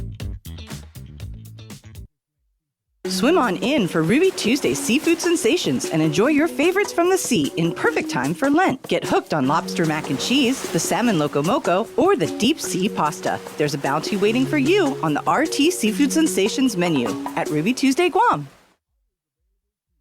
Get the job done the right way by getting the right stuff at East West Rental Center. With years of experience helping builders, we definitely got what you need. Call 646-1463 or visit us in Upper Tumon. Open Monday to Saturday from 7 a.m. to 5 p.m. and on Sundays from 8 a.m. to 5 p.m. Only one company on Guam provides every solar energy solution under one roof. Micronesia Renewable Energy. You want solar only? They got that. You want solar with batteries? They got that too. You want outright purchase or lease purchase? It's up to you. Does your solar system need a tune-up? That's what they do. For solar energy solutions from A to Z, you can count on MRE. Give them a call at 632-2613 for a free consultation. MRE, providing real solar solutions built by real solar experts. Half a day. Does your child have a hearing loss? We are parents of deaf and hard of hearing children and volunteers with Guam's Positive Parents Together, and we are here for you. We know how you feel and have walked in your shoes. We want to help you navigate your way through our educational and medical systems, and most especially, your emotional journey. Please visit us at www.guamparents.org for more information. We got your 6. At 6 a.m. with The Link on Breeze 93.9 FM. Bree and I connect you with all the latest news and information you need to know to start your day. Then check back with Guam's news leader at 6 p.m. for the day's top headlines with KUAM News Primetime. From 6 a.m. to 6 p.m. and everything else in between with KUAM Digital, we got your 6.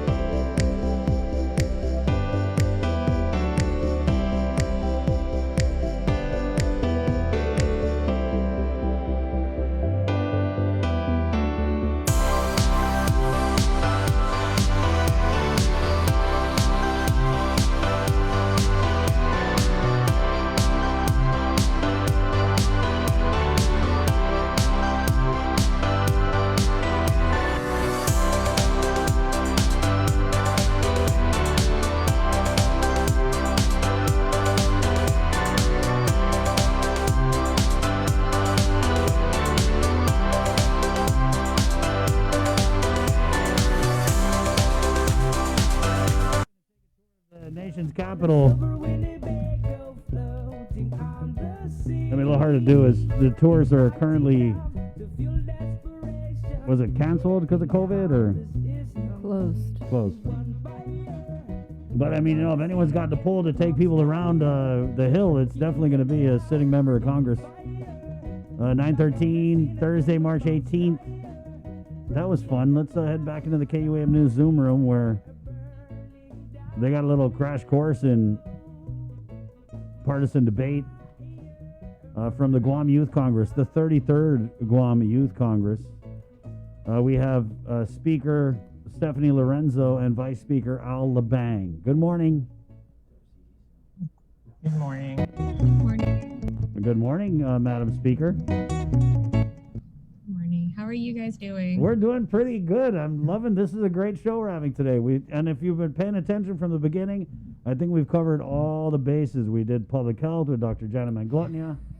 I mean, caught up with her.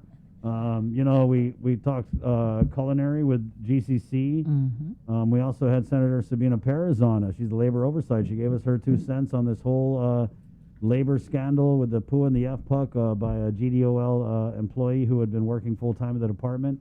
And we also real-time react with her on the list of the sole source procurement emergency contracts that were released. And the senator, in a cursory review of that document, which was submitted to the legislature yesterday, had said that there were some things there that appear to be questionable. Questionable was the word that she had used. So, and then we had Sean Gumatauto and Hey, Will. you forgot about the RISE Act. Oh, and then the RISE Act, too. So the AG put out an opinion basically saying the RISE Act is legal and enforceable. And so that kind of changed the whole conversation. We had Senator Moylan on. So as you can see, there's a lot of stuff happening this morning, and most of it is political in nature. So, how about you guys in the Youth Congress? Do you have a lot of, what's the breakdown, Republican, Democrat? What's the majority? So I do know we have a majority, but in the Youth Congress, we try to encourage representatives, if they do want to identify as Democrats or Republican, they do have that option. But we don't try to put pressure on them. So it's entirely up to them. But we do encourage, the Youth Congress also has a majority party. Our majority leader is Representative Blas Tyrone Vicente from Tatuha. And then Vice Speaker Alabang was actually our majority leader last term. So we do have some parties going. So what is it, the- majority Democrat? Yes, sir, majority Democrat. Okay. It's majority Democrat, but composed of conservatives, progressives, and socialists. And so, what party do you guys identify with? Democrat. Democrat. Labang also. What is it? Is it like 8-7 or what's the split? Gosh. So I know in the Democratic Party, I think there's like 14 of us, I want to say. I think Al's been verifying with our WhatsApp group, but yeah, I think that's our number right now is 14. And how many total? Yeah, it's 14. How many total Yeah, so youth 14. Congress senators? 25, I want to say. Okay. 25, but we are, one representative did have to resign due to their relocation to continue on their education island. Yes, around 24. And what kind of measures are you guys currently debating with the youth Congress? Thanks so much for that question. So we actually, this Saturday, we just had our March session. We were able to pass 3 bills, one of it being the period poverty bill, the second being the food cottage, and the third being elderly abuse protections for like surveillance cameras. Vice Speaker, did you want to talk about some of the measures that we discussed on session? Yeah, so a few sessions ago, we had actually 3 bills. So the first one is the accepting students from jury duty. Then we have adding youth representation for the Commission Ifino Chamorro. Then we have the other bill that is banning styrofoam. And all these 3 bills that passed 2 sessions ago are now in the Guam legislature, and it's respectively bills 67, 68, and 69. So it was introduced to the Guam legislature on behalf of the Guam Youth Congress. Didn't you guys act on a frontliner bill? Or Oh, so that's my resolution. Okay. So my resolution is to commend all frontline workers and making March 15 as a Frontline Workers Day. And is that what happens with that resolution? Does it also go to the legislature? Yes. And they would have so to. it'll adopt the body. It would have to go before the body, and then they would have to adopt it. Yes. I think, that traditionally how the resolutions work.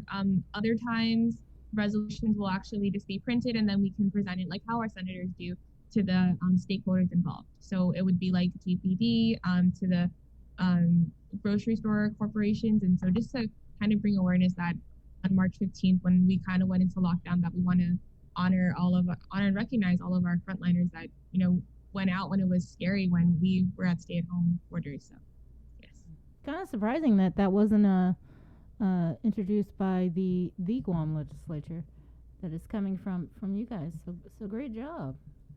Thank you. What about like mentorship relationships that you guys have with any of the sitting legislators? What's that like?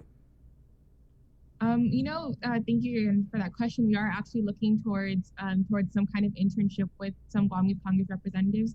As of right now, Senator Shelton has a paid internship program, and so representatives are able to turn in their application, and she'll choose one for a paid internship. However, Youth Congress has been working closely with her office to see if, because we recognize that not all of our representatives have the same interest as Senator Shelton, and so we're trying to link our representative with the senator that they have similar interests with. One of our representatives, Representative Dahelig, Kyle, he's really great. He's very active in the community with sustainable resources. And so, we think that he'll be better with Senator Perez because they both have the same platforms. And so that's what that's what Youth Congress is working toward. Mm-hmm. Are any of you currently interning or working for any of the senators? So I currently work with Vice Speaker Munya Barnes on the Committee on Bills side. Al? Not at the moment. So let's play If You Were Governor. That's one of my favorite games. So if you were governor and you had $661 million in federal money to spend, what would be some of the areas that you guys would want to spend that money on? Okay, Al, you can go first. Okay, so $661 million. I feel that we should focus on our COVID response and, of course, rebuilding GMH, because as we can see in this COVID, it really give us a hard time in terms of medical supplies. And of course, like for future pandemics that we might face. So something that we need to look forward is in the future. Okay, healthcare. All right. Stephanie? I think for me, I think I would focus more on like the recruitment of social workers, this period poverty bill, which is basically putting menstrual products into all of our schools.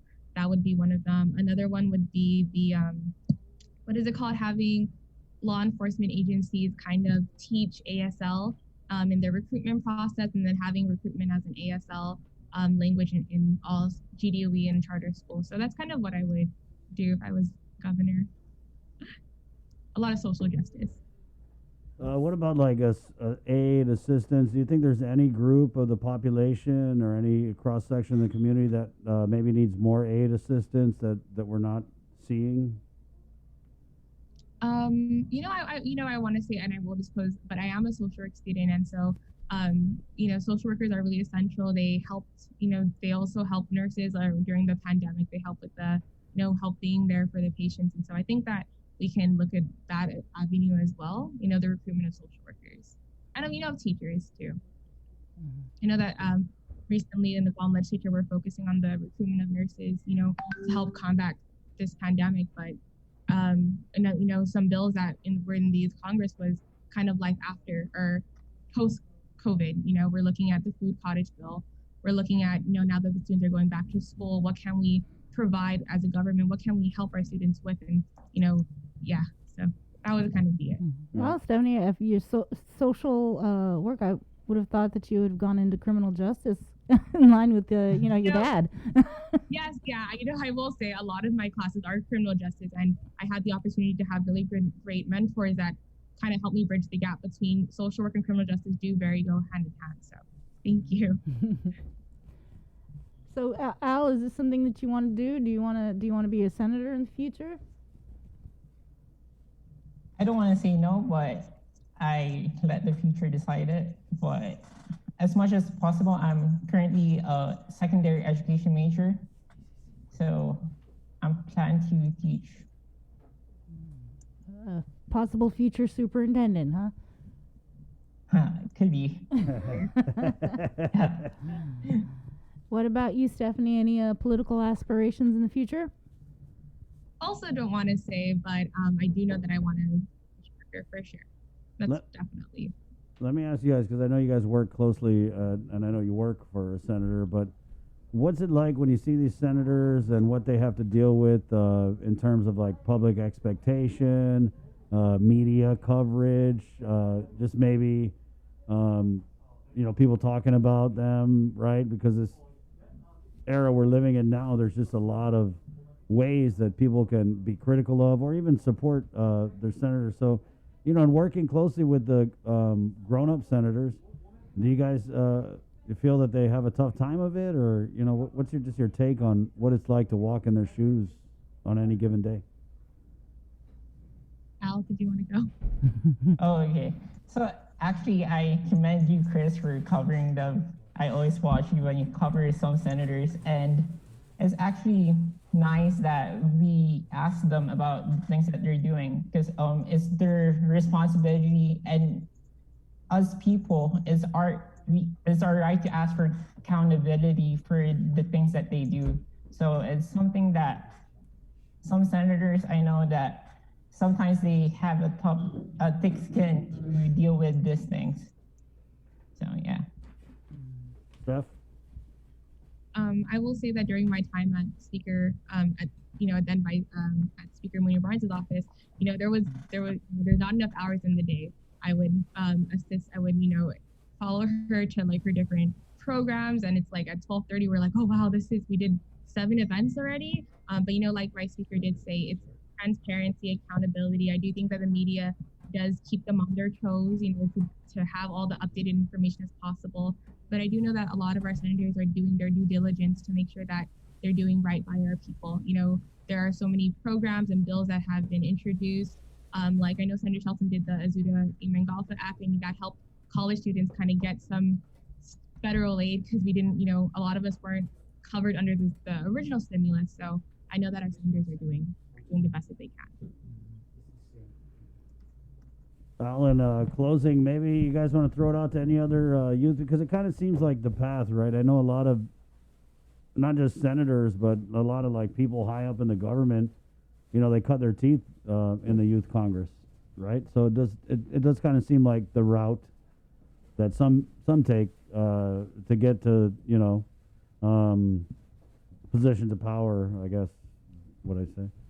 So what's your pitch out there to other people, young people who want to get involved and be part of the process? Yes, absolutely. You know, I will say that, I know that we have Miss Gaza here, but I actually, she was my teacher, and I actually joined Youth Congress in her class. You know, one of my other classmates was like, you should totally do this. And I was like, I don't know anything about the government. Like, I don't even know about the process. But I will say that if you do have the opportunity to join Youth Congress, please do. You will be, you know, you will learn so much. You will learn about our government, our stakeholders, learning how you can impact our community. I mean, I will say this period poverty bill, we have gotten such great feedback from the community that we're excited for the introduction. And from talking to my constituents, this bill is needed now more than ever. You know, our students are coming back to school. You know, menstrual cycles should no longer be a roadblock to our students getting an education. And so if I will say something to our youth now is to join. You're going to learn. It's a learning process. You're going to make mistakes, but how you learn from those mistakes and how you push forward, you can have a tremendous, great impact for our island and for future generations to come. Al? I just want to reaffirm what Speaker Stephanie Lorenzo said. It's actually a good learning curve for anyone who want to be in the public administration, public policy programs. And it's something that not only teach you the process of government, but also let you inform on what's happening in the government and everything else, you know. Well, thank you both for coming on. Where do you guys have a website, or is it attached to the Guam Legislature's website? Thank you for that question. You know, we are currently working on a website as well. We did request from our oversight chair, Senator Shelton, if we can have a tab that says Guam Youth Congress on the Guam Legislature website. That way the public and all of our constituents can kind of be up to date on where our bills is. But I just want to, if I can slip it in, we will be transmitting 3 of the bills that we passed this weekend. So it's going to be the period poverty, the food cottage, and then elderly abuse surveillance cameras or surveillance rights. And so just wanted to put that out there to expect that on the introduction of bills, hopefully sometime soon. Thank you, Steph. There's already 3. There's already 3 that's up already. Okay. Yeah. Okay. 3 bills, and they were already referred to their respective committees. So we're really excited to get the ball rolling for Youth Congress bills. All right. I like the perspective. I want to reach out to you guys maybe every few weeks to bring you on to kind of chime in on local events and what you guys are doing in the Youth Congress. Of course, thank you so much. And you know, maybe next time we'll invite some of the other representatives and we'll swap out. Why? That sounds great. Let's do it. I'll be in touch. Guys. Thank you. Tell your dad I said hi, Steph. Will do. All right. Okay. Take care. That's so. She's like, thank you for that question. She's good. Yeah, I know. She's good. It's 9:30, guys. I just wanted to bring them on to kind of just show a different perspective of, you know, because we talk all day about the issues affecting us, and I think it's always good to find out what the youngins are working on. It's 9:30. We're coming back with Academy of Our Lady of Guam next, right here on the link. Good morning. Make it through the week with Monday's Work Week Weather Forecast. Brought to you by Mariana's Cohen. Only one company on Guam provides every solar energy solution under one roof. Micronesia Renewable Energy. You want solar only? They got that. You want solar with batteries? They got that too. You want outright purchase or lease purchase? It's up to you. Does your solar system need a tune-up? That's what they do. For solar energy solutions from A to Z, you can count on MRE. Give them a call at 632-2613 for a free consultation. MRE, providing real solar solutions built by real solar experts. Catch a wave of fish and seafood available throughout the Lenten season at King's Restaurant. The Lent menu has a tsunami of all your favorites like deep fried parrotfish, fried calamari, and the Lent sampler. All are sure to be a splash hit. It's the Lent menu at King's. GU Self-Storage, conveniently located near the Harmon McDonald's. We offer affordable rates, online payments, and auto bill pay for your convenience. Plus gate access daily from 6 a.m. to 9 p.m. Call us today at 648-7867 for more information. The relationship between Guam and Manila, Philippines is undeniable as we share similar cultural traditions, history, and heritage, with generations of Filipinos calling Guam home. KUAM presents a monthly look at the capital city featuring in-depth and engaging interviews on everything from medical tourism to new business and government leaders. Veteran newscaster Nestor Lecanto delivers Beyond Our Borders. This special program is brought to you by the Bank of Guam and KFC. Thirsty? We'll bring the drinks. The Bottle Shack is now available on Uno Go, delivering your favorite wine, beer, spirits, and more. Visit uno-go.com or download the app today. Also follow them on Instagram and Facebook. Half a day. Does your child have a hearing loss? We are parents of deaf and hard of hearing children and volunteers with Guam's Positive Parents Together, and we are here for you.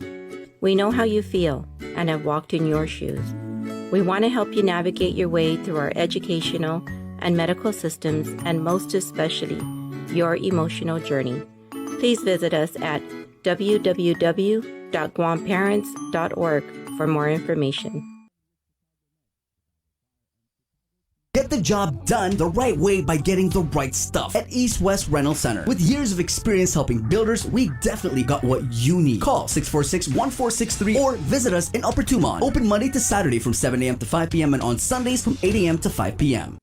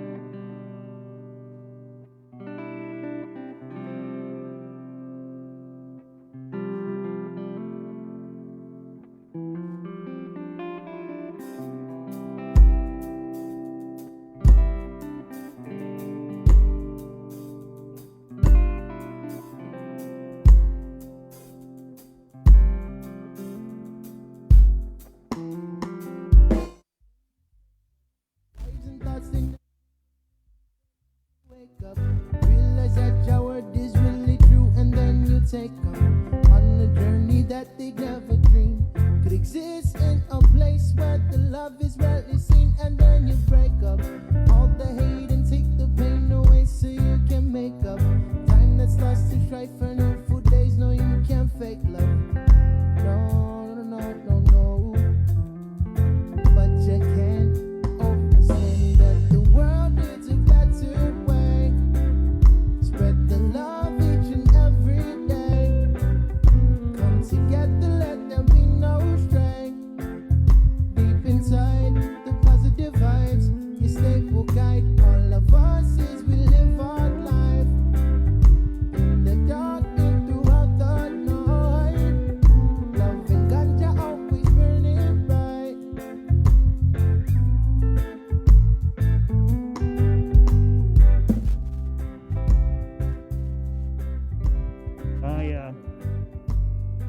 Oh yeah. Good morning.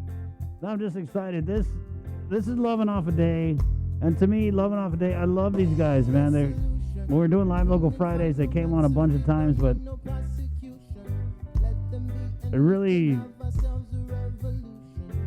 it makes me think about just all the things that could have been with this band. They put out a great album. They got some great songs, and then they broke up. and kind of went their separate ways. And we're still getting great music from Sean, who was in Loving Off a Day, of course, CJ. And I know a few of the members have gone on to play for other bands.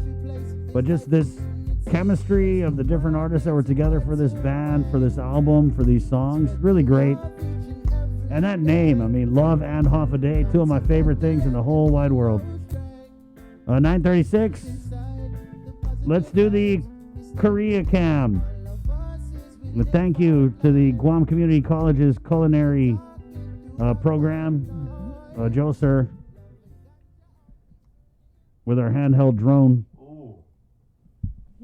Look at that. Handheld drone, it's a phone. That's what I mean. It's a phone. That looks almost too good to eat. Huh?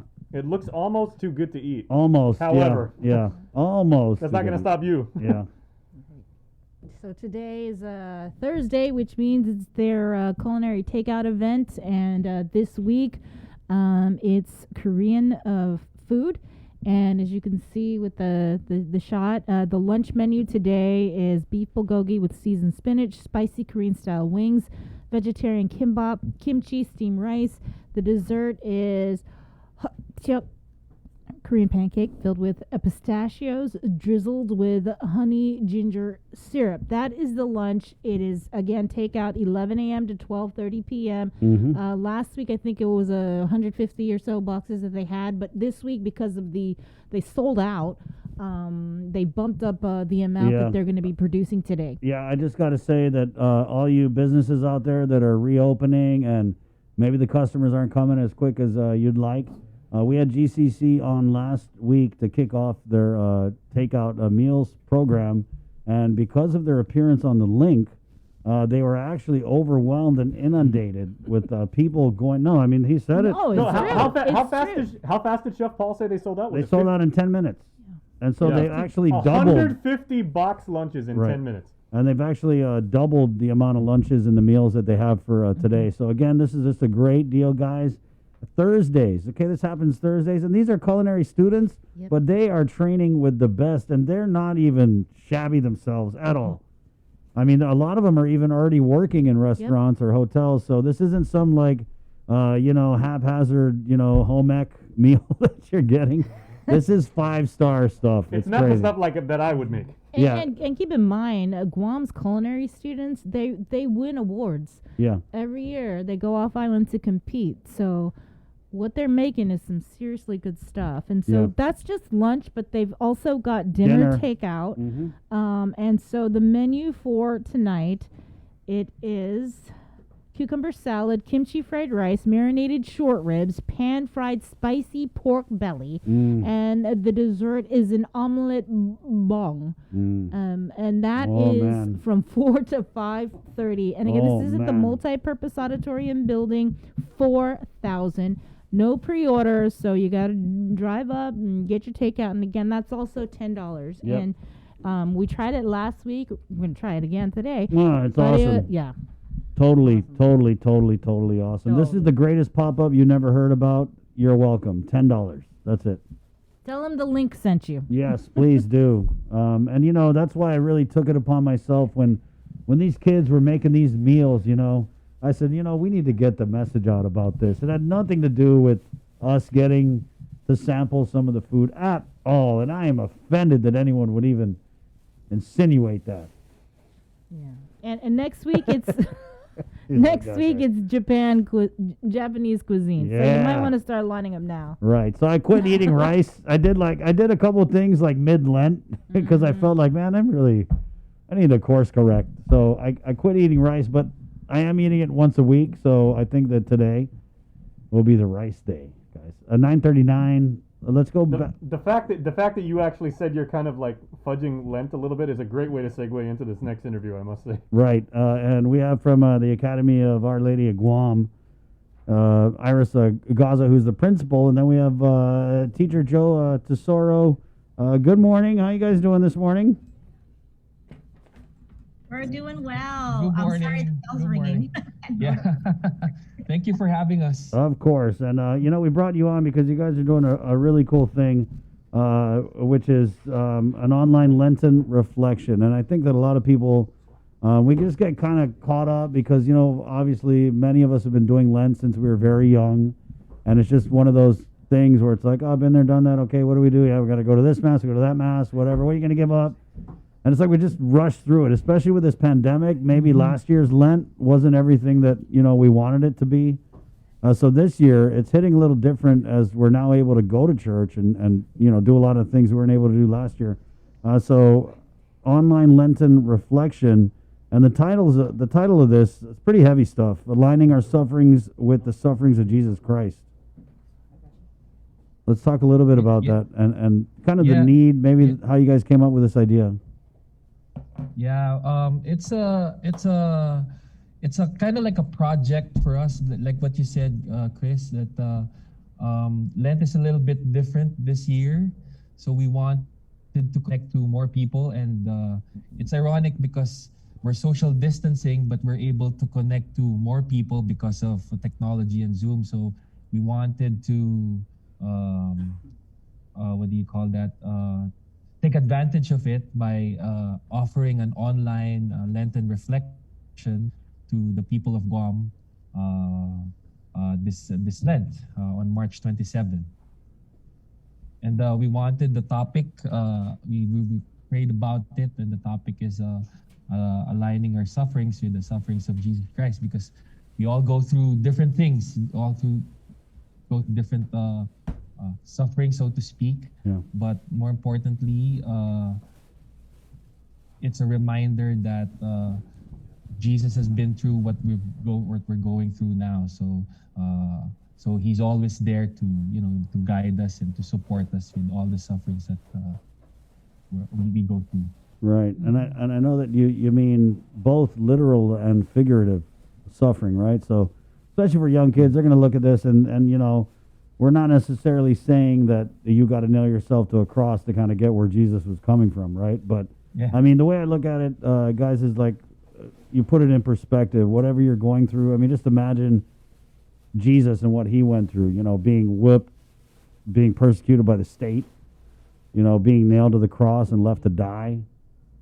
Right? Sometimes when we're having these like little daily struggles, and not to make light of anybody's troubles, because your troubles are your own, and you know what they bring to you. But I like to think, okay, I stubbed my toe and it hurts, but that's nothing compared to what Jesus had gone through. Is that kind of what you guys are looking for, that perspective? Yeah, definitely. When we were thinking of a theme, we were like, well, who's our audience? Who, what are we trying to center? What is our main goal, right? And I think personally, it was really more of looking back at this last year. The fact that it's been officially a year since we started the pandemic, there's been in lockdown. There's been so many different struggles that people had to deal with, whether it's loss in the family or a loss of relationships or loss of a job. Everyone is going through some kind of struggle or suffering. And so we thought, well, how do we make light, or not make light of that suffering, but how do we really connect it to something and make it have meaning and not overlook? And so many people have been depressed during this time. Let's be honest, that's the truth, right? This pandemic has brought a lot of people down and has forced a lot of people who are having a difficult time in trying to find the beauty in what the suffering has brought forward. And that's kind of also what we're trying to do, is how do we see the light at the end of the tunnel? How do we find hope in our suffering also? So at least that's what my goal is when I thought about this reflection. So tell us how this is going to go down. People got to register online, and then is it going to be like a conversation, or is it just going to be the guest speakers, the Archbishop and Father Kidd just speaking? Yeah. So it's going to be a webinar. People will just have to go to the website. It's tinyurl.com/AOLG Lenten Reflection 2021, or they can go to our website aolg.edu.gu and then register there. So it's a Zoom webinar. So the speakers will be there, but they can also the participants can also join in the comments and the chat. So you can actually do this in the beach or on your porch while sipping coffee. So you can do it anywhere because it's a webinar. And for our listeners and our viewers, again, the date, the time, how long is the webinar? Okay, so it's on March 27. It's a perfect timing because it's the day before Palm Sunday and it's the day before we start the Holy Week. Right. March 27, 10 a.m. 10 a.m. And register again. The website is tinyurl.com/AOLG Lenten Reflection 2021 or at aolg.edu.gu. And again, the speakers, it's going to be the Archbishop, Dr. Nina Hiraman. Is that right? Okay. Can you tell us a little bit more about her? Sure. Dr. Hiraman is currently an assistant professor and department chair for Sacred Scriptures over at St. Patrick's Seminary and University in Menlo Park. So where a lot of our priests who were recently ordained, she was their teacher. And so it was a good opportunity for us to bring her in. Also being a female layperson, we wanted that perspective as well. In addition, she's, I believe, from Europe. She moved to the States to teach, basically, and she basically had a calling to devote her life to Sacred Scriptures and to education. So, we were very fortunate that she agreed to do this for us, in addition to the Archbishop and Father Kidd. Good panel. Father Kidd's always a great speaker. Yeah. It's always fun to hear him. Yeah, definitely. All right. So is there going to be a little time in this webinar for people to make a lot of noise before we head into Holy Week? before the pigs, the wild pigs come chasing us, right? Okay, everybody got 5 minutes. Just go ahead, yell at the top of your lungs. Do it. I just want to end on a light note, but this is a great thing, and we've got it up in the comments. I want to thank you for your time, Iris and Joe. You guys are welcome back anytime. Thank you again for having us. Thank Of you. course. Thank you. Thank you. Okay, we'll see you. Enjoy your lunch. It was really good. Yeah, you can go get it up at GCC. Just tell them the link sent you. I mean, I'm pretty sure you got a pretty good lunch from Lurk too. So, I'll see you guys. There you go. 9:48. We're gonna take a break and come back and wrap up the show right here on the link. Good morning. Catch a wave of fish and seafood available throughout the Lenten season at King's Restaurants. The Lent menu has a tsunami of all your favorites like deep fried parrotfish, fried calamari, and the Lent sampler. All are sure to be a splash hit. It's the Lent menu at King's. Only one company on Guam provides every solar energy solution under one roof, Micronesia Renewable Energy. You want solar only? They got that. You want solar with batteries? They got that too. You want outright purchase or lease purchase? It's up to you. Does your solar system need a tune-up? That's what they do. For solar energy solutions from A to Z, you can count on MRE. Give them a call at 632-2613 for a free consultation. MRE, providing real solar solutions built by real solar experts. GU Self-Storage, conveniently located near the Harmon McDonald's. We offer affordable rates, online payments, and auto bill pay for your convenience. Plus gate access daily from 6 a.m. to 9 p.m. Call us today at 648-7867 for more information. The relationship between Guam and Manila, Philippines is undeniable as we share similar cultural traditions, history, and heritage, with generations of Filipinos calling Guam home. KUAM presents a monthly look at the capital city featuring in-depth and engaging interviews on everything from medical tourism to new business and government leaders. Veteran newscaster Nestor Lecanto delivers Beyond Our Borders. This special program is brought to you by the Bank of Guam and KFC. Half a day. Does your child have a hearing loss? We are parents of deaf and hard of hearing children and volunteers with Guam's Positive Parents Together, and we are here for you. We know how you feel and have walked in your shoes. We want to help you navigate your way through our educational and medical systems, and most especially, your emotional journey.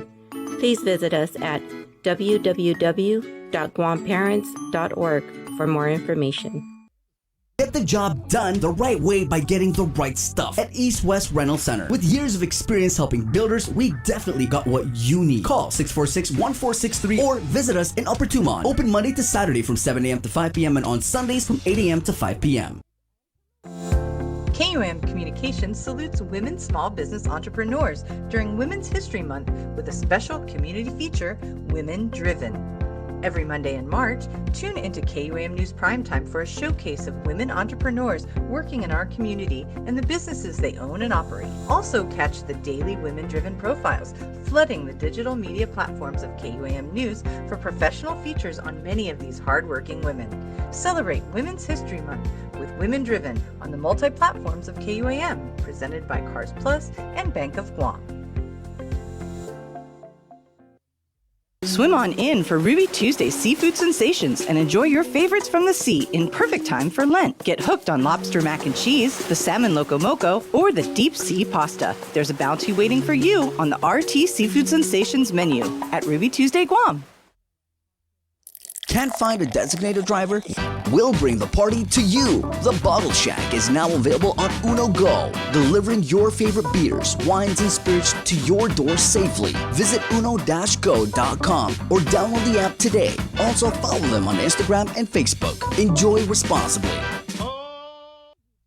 Join KUAM and Punta Dos Montes for the Mes Chamorro Masterclass Series, an informative digital series for demonstrations throughout Mes Chamorro. Catch the Mes Chamorro Masterclass Series weekly on the KUAM News Facebook page, the KUAM YouTube channel, and every Saturday in March following the KUAM News Weekend Edition at 6:30 p.m. on TV8 and 7:30 on TV11. We'll highlight Guam's talented crafters and artisans teaching artisanal skills of our Chamorro heritage. Viva Mes Chamorro! From Punta Dos Montes and KUAM Communications. See KUAM.com for the complete Mes Chamorro Masterclass Series schedule.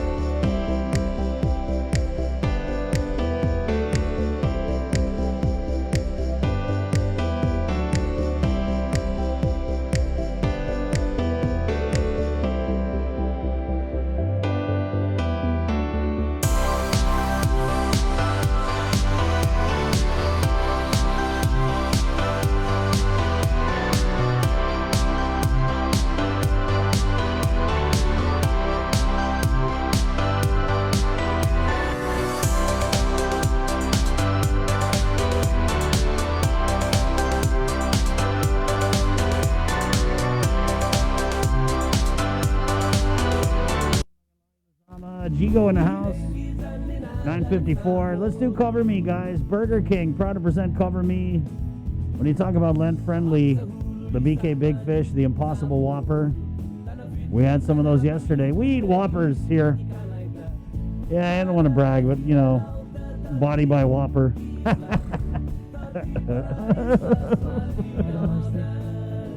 It's 9:55. All right. Let's do Cover Me. Again, you go get you the BK Big Fish or the Impossible Whopper. You know, it's Thursday. You can eat meat. I mean, you can eat meat. It's a free island. Do whatever you want. But if you're not doing the, no meat thing, you can eat meat whenever. They have Whoppers today. You can go get one right now. Let me tell you, I had one for breakfast yesterday. Dude. I'm telling you, that thing, there's just something with like the smoke, right? The smoke taste of the flame grilled Whopper with the tomato and the mayo and the juice that mixes all together and that bun. Ooh, good stuff. Good stuff. 9:56. Anyway, practically drooling in this mask of mine to give you guys Cover Me, which is brought to you by Burger King. And this morning's Cover Me comes to us by way of Sabrina Chaco. So here you go. Good morning. Hafa Day, my name is Sabrina Chaco. Thank you so much for having me. I'm really honored and excited to be playing for you guys today. The song I'll be doing is actually a cover of 2 songs. It's Summer Walker's Session 32 and Beyonce's Me, Myself, and I.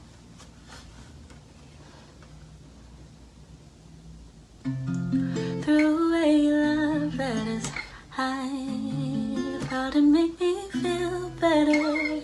I finally got you on my bed, but I still can't get you on my head. Oh, sending you one text at a time. I know you by your phone, so boy, pick up your line. I ain't proud to beg.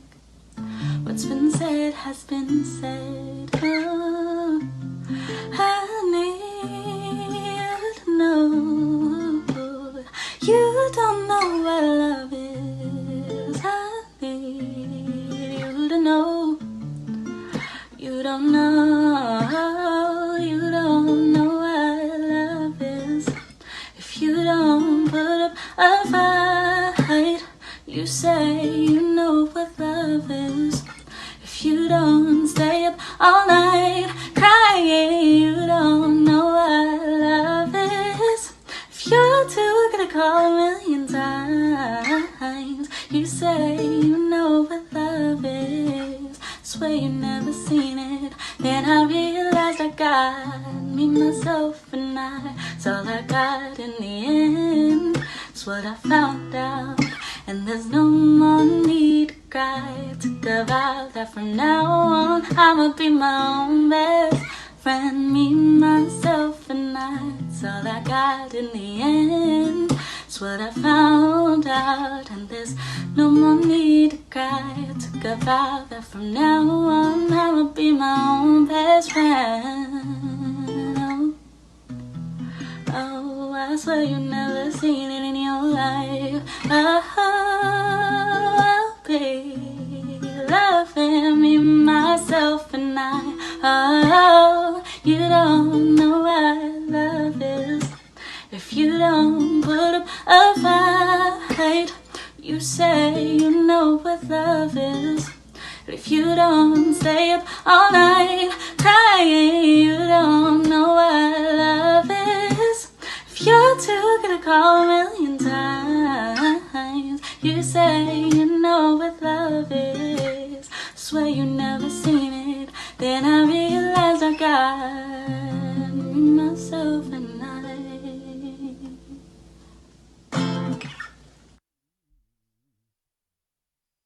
Wow. Sabrina and Taco there. With what song was that, Bree?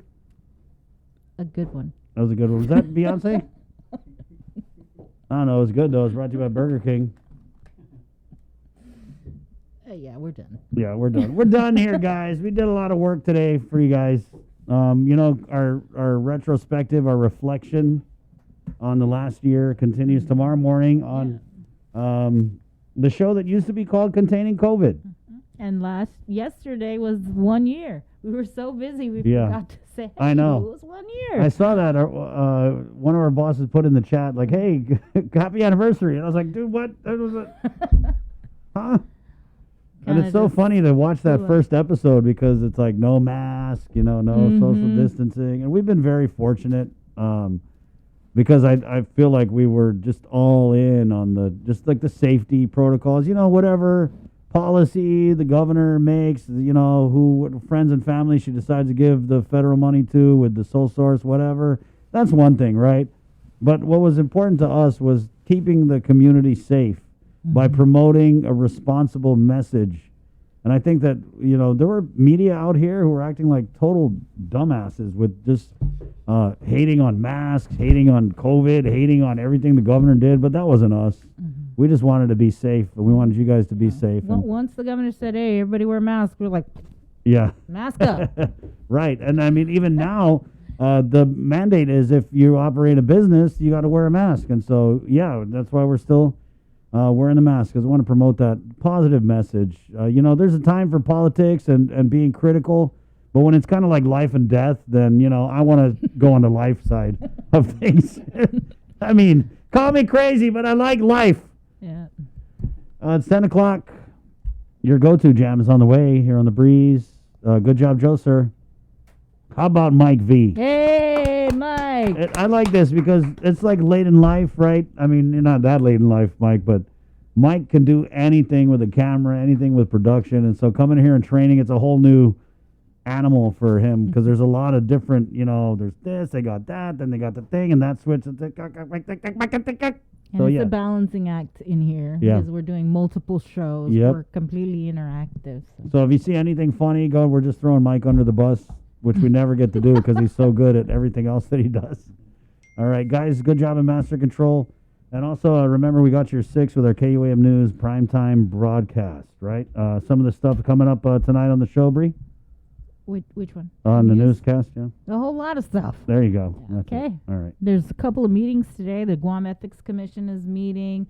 I think the Land Trust is also... CCU, Land Trust is meeting. And then, of course, we're going to get more on this RISE Act and this whole gazillion-paged report on the contracts. expenditures, yeah.